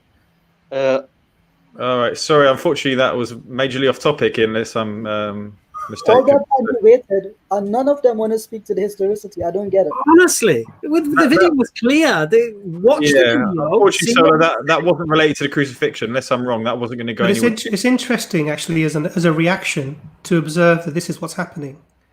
Because what we're asking for is really some verification of the historicity of the crucifixion. And really, people are beating around the bush. Or even, are doing a Toko fallacy, that what about you? Which is fair enough, we can have that discussion, but we're trying to verify the historicity of the crucifixion, and that would be great to have a discussion about. We have Hisham on here now. He's muted, but if he can unmute himself. Yeah, you're on mute at the moment, Hisham. Is he Christian? A lot of Muslim-sounding names coming on. Like, there were all these guys in the chat, and they're like, we're going to refute you, and none of them are coming. Is Jonathan McClatchy backstage? Yes. He was here. I mean, let's put the link out again. Just jump on and give your strongest point. And, all these guys are saying that he can respond to us, but he's stuck in the chat. He can't make his way here. That's very curious. You're not going to point that out. There's some IG 3G or something, iPhone 3G, saying a lot in the chat. He's hilarious. Challenging to debates and everything, and we'll give you a platform. I like how the topic is the historicity of the crucifixion, and the guy is like, do you believe in Sahih al-Bukhari? Not the topic, but thank you. I think he's trying to challenge the way that we use history. Do we believe are we using double standards? I can kind of understand his angle. Oh, I see. Was it going too on topic then? Because I think since I heard Bukhari, I thought, well, that's not really. I think he was going to say this thing happened, and do you believe this thing? And as soon as he said Arab Christian, and then but frankly, it's quite when hard. he said my English is not that good, you're going to lose us, man. It's quite hard for Christians probably to hear the information that you guys have provided, and then to try and bring an argument and a response to it. It's probably been a little bit difficult, even in the 48 hours or 72 hours that you've provided. And that's just being demonstrated more and more, I think. And it'd be great if Jonathan McClatchy is around to get him on. I mean, we're inviting him. We'd love him to come and speak with us. Please. I've seen that Michael, who was just on the platform with us, he mentions that we, the panelists, are not interested in discussing the historicity. Well, we did discuss the historicity with you, and you agreed that Luke was not a historian, and then you changed your mind and said, yes, he was. And then you said he was inspired. So you've got to make up your own mind, determine that what you wanted to say is what you said, and then God will return. Yeah, this is one of the arguments I've heard. They're saying, look, imagine you see a car crash, and there's 4 different people see that car crash from a different angle. Each one will report their perspective, which is fine. But that only works if the 4 people are eyewitnesses, first of all. And then if you throw in the Holy Spirit, then they shouldn't need to use their perspective. What happened happens. So it's like a double. You can't have it all ways. Either it's inspired by God, therefore it doesn't need to be eyewitnesses, or it's eyewitness testimony, which means it needs to be eyewitness testimony. Mm-hmm. And this is the problem that we're having. Because we know Mark was an eyewitness. We know Luke was an eyewitness. We heard one church father said Mark wrote from Peter. We hear all this. We have Hesham back. Sorry, go on, Hamza. You carry on your point. So I'm just saying this idea that these 4 eyewitnesses, they behave like these 4 gospel writers are writing about the same event, but witnessing it from different angles. But that would assume that the 4 writers of the gospels will witness it themselves, which isn't the case. For 200 years, the authors of the gospels are anonymous. It's not like as if they were people. Welcome. It's gone, but we have Nathan waiting as well. So welcome to Nathan. Hello, chaps. You all right? Hello, Nathan. Welcome, Nathan. Through okay? Yeah, all clear. How you doing, chaps? Right. So I want to talk a little bit about history because everyone's talking too much about gospels and things like that. So let's get to it, right? What we can all agree on is that the punishment for the Romans was crucifixion for traitors and the enemies of Rome. Mm-hmm. So we have to ask who Jesus was, right? Jesus was through the eyes of the Romans, was a rebel in Judea in around the 1st century, and his rebellion was unsuccessful. Therefore, his punishment would therefore logically be crucifixion. What do you guys think of that? Nathan, I would have to disagree right out of the gates, because at no point did Jesus try to usurp the authority of Caesar, at least not in my estimation. And in fact, the Gospels actually record that Pilate's wife got a dream the night before that Jesus was an innocent man, and that when she wrote a letter or a message to him... Okay, can I stop you there? Because you're talking about scripture again, that kind of stuff. Her dream is irrelevant. Jesus is a political figure who has moved into Jerusalem on a donkey. How do you know that? How do I know that? Yeah. Well, I'm using the sources of... so you're using the scripture, yeah? Well, in a minute, yeah. So we can't, but you can. Okay. No, not like that.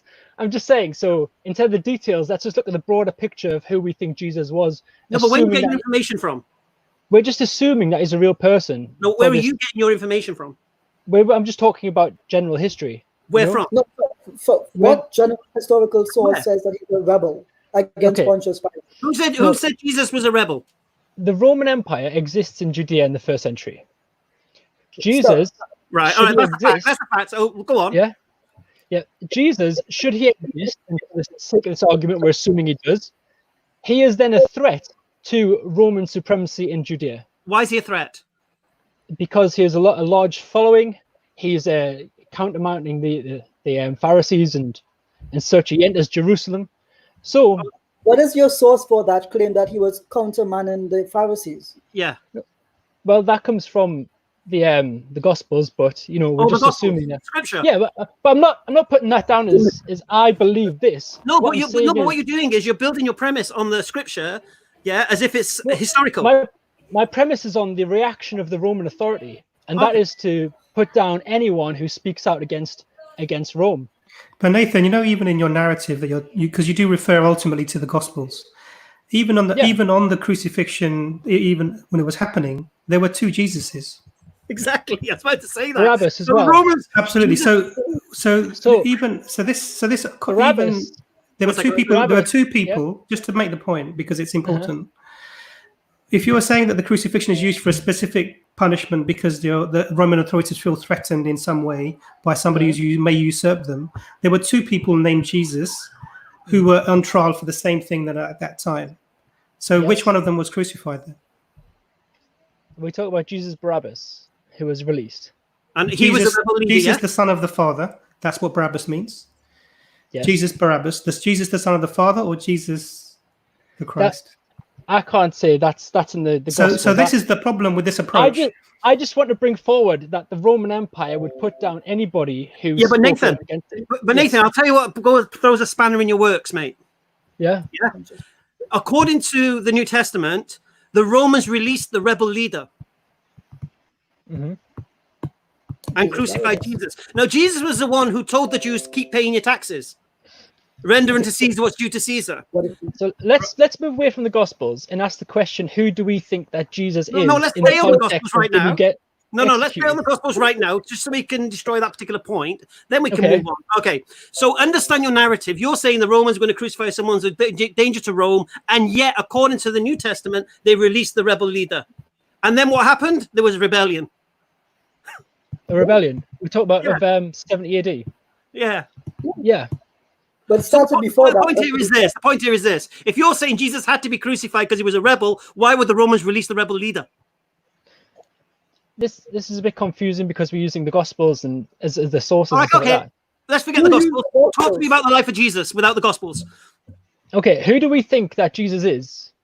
Because in the popular imagination, Jesus is someone who was alive in the 1st century AD, who led a rebellion of whatever sorts, and then came against the Romans and suffered. Not a historical fact. The popular imagination thinks that he was God.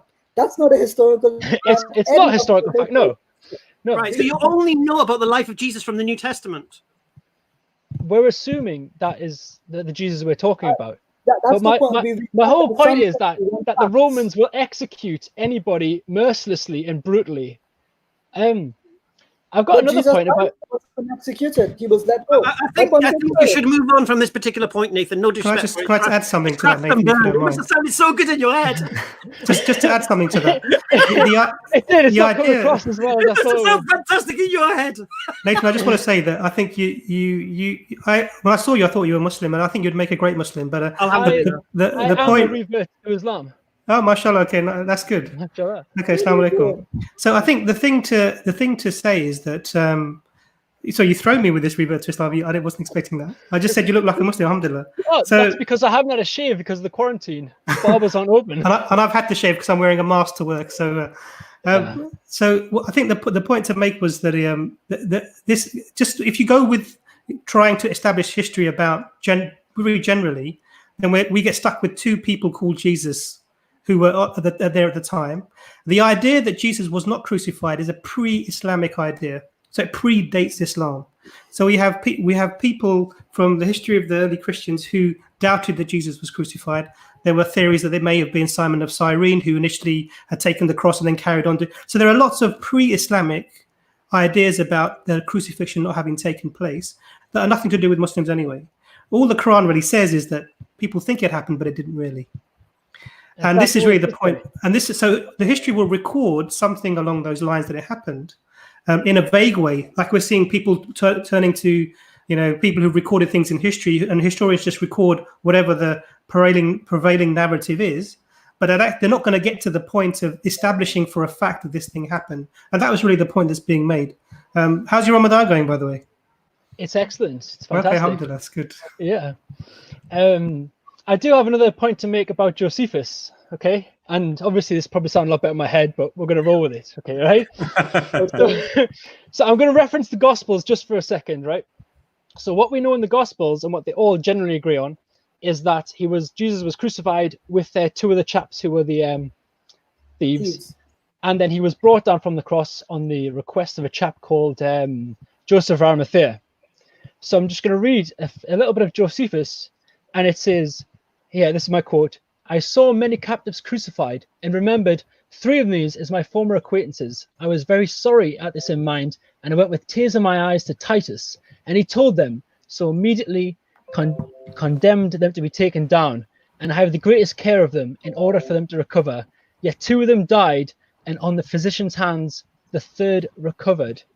And we know that the name of Josephus, his actual name, his Jewish name was Josephus ben Matthew. So that's very close to Arimathea. So it looks I like... think, are you trying to say that Josephus was traveling and he saw the crucifixion happening, and he tried to have the 3 people removed? Because these are 2. Because actually, I've read what you're quoting, and actually this is actually Josephus talking at another time where he was speaking to, I can't remember the person who was in control at the time, where he saw 3 other people being crucified, and he tried to save them because obviously they'd been there for a while. He felt sad. He went to Titus. He came back and said, "Let's get these people down." In the 60s, that's right. Yeah, so about 70 around that time. So this is actually another event that Josephus is describing. Don't conflate the 2 things together. But since we can throw out the Gospels and saying that they're not exactly historically true, what is the date of the time that those events allegedly occurred, and what was the date of the life of Jesus? It's very possible that the life of Jesus could have been 70 AD rather than 30 AD. And thus the pieces fit together. Nathan, it's been a pleasure. Come on when we're talking about more Islamic things, because we've got to give the Christians a chance, man. We thought you were a Christian. All right? All right. Nathan, are you a revert to Islam? Did I hear that right? Yes. Okay, so you believe that Jesus was crucified as a revert, or just out of curiosity, or? Well, what the Quran says is very unclear. So, I mean, I obviously believe the Quran, but as to the details of the historical Jesus, I can just say I don't know, and I just have to look at the things and try and learn. The Quran says nobody knows. You're all guessing. So I just came here to guess. I came to use my knowledge of the Roman Empire and, and see how it goes. But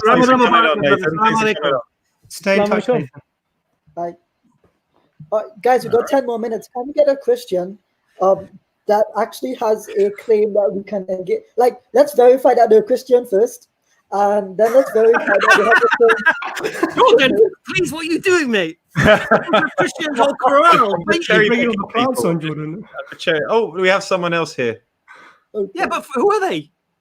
I have to let this person on though. Look, you'll see why. You'll see why. All right. Assalamualaikum. There are no Christians in the chat at the moment. As soon as somebody comes on, I'll put them straight on. There's no one in the queue. Really? Where's Jonathan? Where's Jonathan? Where's iPhone 3G or whatever he was doing? Sahi Luke said he was coming back, didn't he? Didn't Sahi Luke say he's coming back with the email and stuff? So no. Let me tell you what is interesting about. See, here's the thing. In the first video, we made very specific claims with very specific references, right? So the goal of this 2 hours, it was supposed to be 1 hour and a half. We're almost at 2 hours now. Another single Christian came to say, here is some clear-cut evidence. Can you engage with it? I see that, for example, Michael went back into the chat and he's been posting, scholars say it's an indisputable fact. That's all well and nice, but we want to know how they arrived at that point. Sahi Luke said he had manuscript evidence. get a runner on us, right? What we want is people to give a methodology and evidence to use that methodology upon that is consistent. A lot of people don't seem to realize that if you depend on Tacitus, Josephus, and Lucian, they don't make any claims that Christians would generally agree with. I'll give you an example. I love what Lucian of Samosata says. He says that the Christians gave Jesus every title that they can give. And I sat and I thought about it. They call him the King of the Jews, God, Son of God, High Priest, Messiah, Teacher, Rabbi. They just went on and on and on. So, there are some things that we can generally agree on that they did, but we are not getting any evidences that we can historically engage with. I saw, for example, that John T. McClatchy said, I misused the criteria of dissimilarity. The criteria of dissimilarity are things which would have been done in a way that was not expected at that time. It was expected, as Christians argue, that the Messiah would have been killed and crucified. They point to the Old Testament prophecies. So this was something that would have been expected, but the criterion of dissimilarity does not apply to it. So please, we're begging all these people who have so much to say, they're writing essays in the comments. I'm reading like dozens of them, and like not one of these people is coming up. I mean, like we got more Muslims coming to chat with, and we got Christians. We gave them 3 days and 3 nights to prepare, and they're looking on from afar. So, yeah. Abbas, do you want to give your sort of take on things? Well, it's very interesting hearing these discussions, and I'm not an expert on Christianity and debating, Christians, because I think, mashallah, you guys do a wonderful job. But looking at it logically, if I were a follower of Jesus, I would want to know exactly what Jesus told me in terms of what I should believe, right? Now, if you have modern day historians internationally, some of whom are practicing Christians, churchgoers, who are saying that these scriptures have alterations, they have mistakes, they have fabrications. People have actually added things to establish a certain theology. Now, if that is the case, it is impossible to argue in the same breath that these are inspired by God, because then you're assuming that God has inspired people to add things in the Bible to establish a particular theology, which hundreds of years later is found out to be a fraud and then has to be removed. So logically, that doesn't make sense. You can't have your cake and eat it. You can't say it's inspired by God, and then you can then on the next breath say these are just eyewitness testimonies and they got things slightly wrong. Exactly. Either it's inspired by God or it's an eyewitness testimony. They can't be both. That's the point here. And so I sort of fail to understand how somebody can quote the Bible as a defense to their theology when in fact their own theologians, their own academics, who have studied this for 30, 40, 50, and looking at what Bar Ehrman said, a lot of these critical scholarship that's happening in the last 30, 40 years, we simply didn't have the material to be able to scrutinize the scriptures the way that we've been able to do so with the advent of computers and tracking things and comparing things, mass data. And it's now become evident in the last 30, 40 years that, there were huge problems before, but now those problems have simply multiplied many, many fold. And yet we have, good people. I'm not saying Christians are bad people, but, they have a great conviction. They want to worship God. They want to, they want to do what the will of God and everything else. But you've got to understand that if you can prove mass corruption within a scripture, it cannot be trustable that is exactly what God is telling you to do. And that's the issue that I find is often confused here, Yeah. Do you think we should give these guys a part 3? Should we give them a chance? Yeah, I think this is a final call, I guess. If anyone wants to come on now. Hang a minute. Let me just point out something in the comments, right? There's a guy called Chris Claus in the comments. He says that the Christians don't want to come on because Ijaz is dishonest, right? Now, let me tell you who Chris Close is so everyone understands the kind of individual this comment is coming from. He gave himself the title Dr. Chris Claus so that Muslims would actually speak with him on the internet. They found him so incredible that he actually had to fake having a PhD. In fact, Jonathan McLatchy hosted this guy as a person with a PhD, later found out it was just a username on the internet, and now he's telling us about people being dishonest. Christians, what are you doing?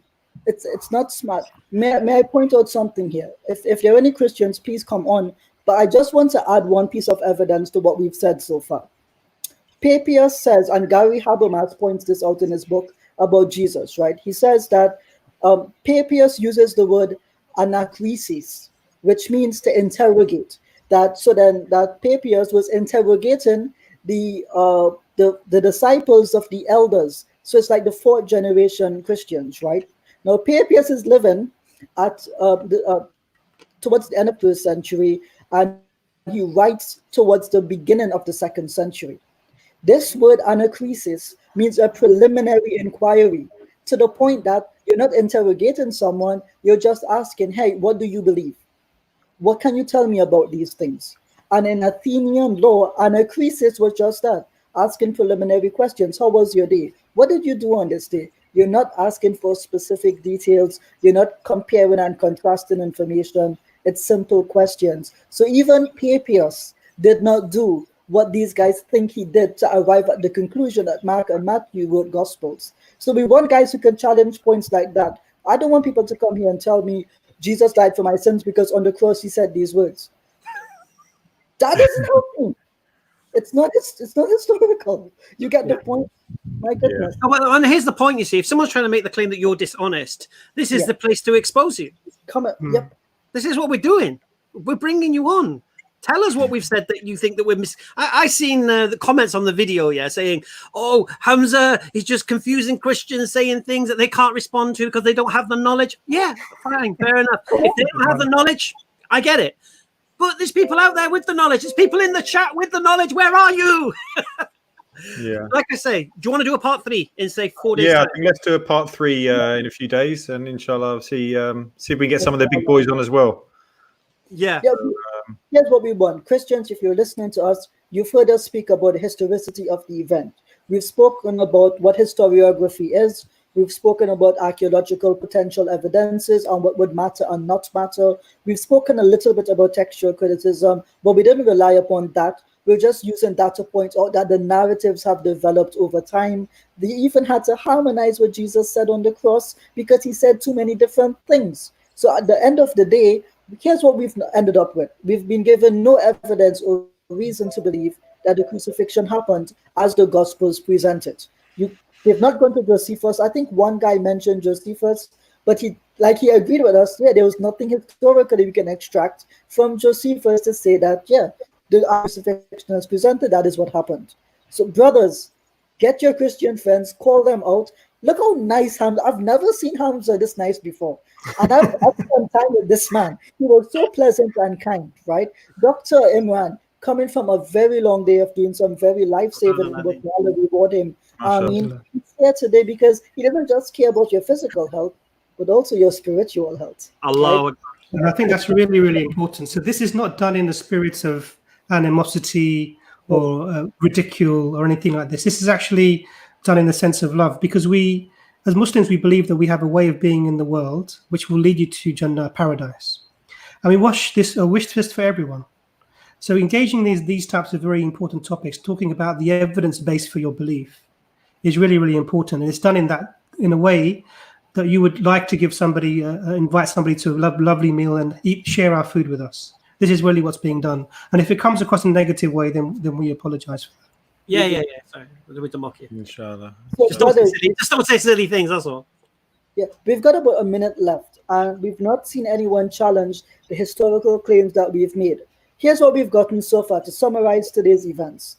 We've got someone told me he agreed with me that I used a bad translation to show it was a bad translation, and somehow that was meant to disagree with me.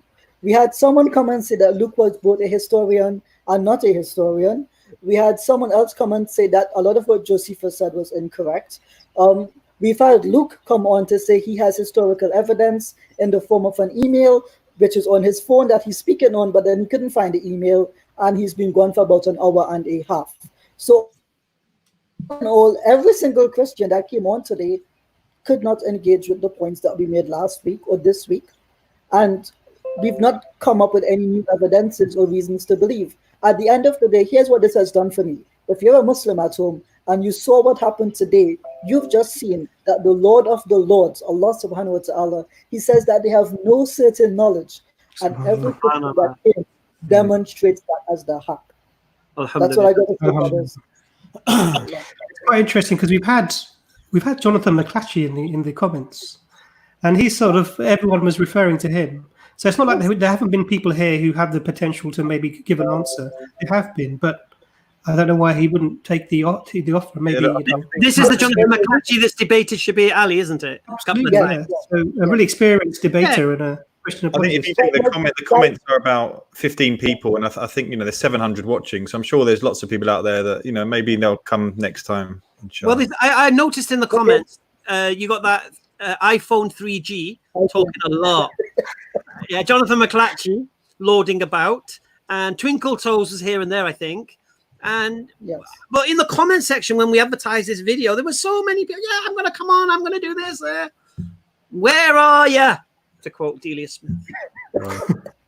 I think one other last point that I just want to make very quickly, if you'd allow me, is that from a Christian perspective, what they need to ask themselves is that if this revelation clearly is objectively, provably manipulated, changed, and fabricated in sections, we're not saying all of it is, then it's only rational and logical that for guidance, there had to have come another revelation afterwards to correct those fabrications and those mistakes.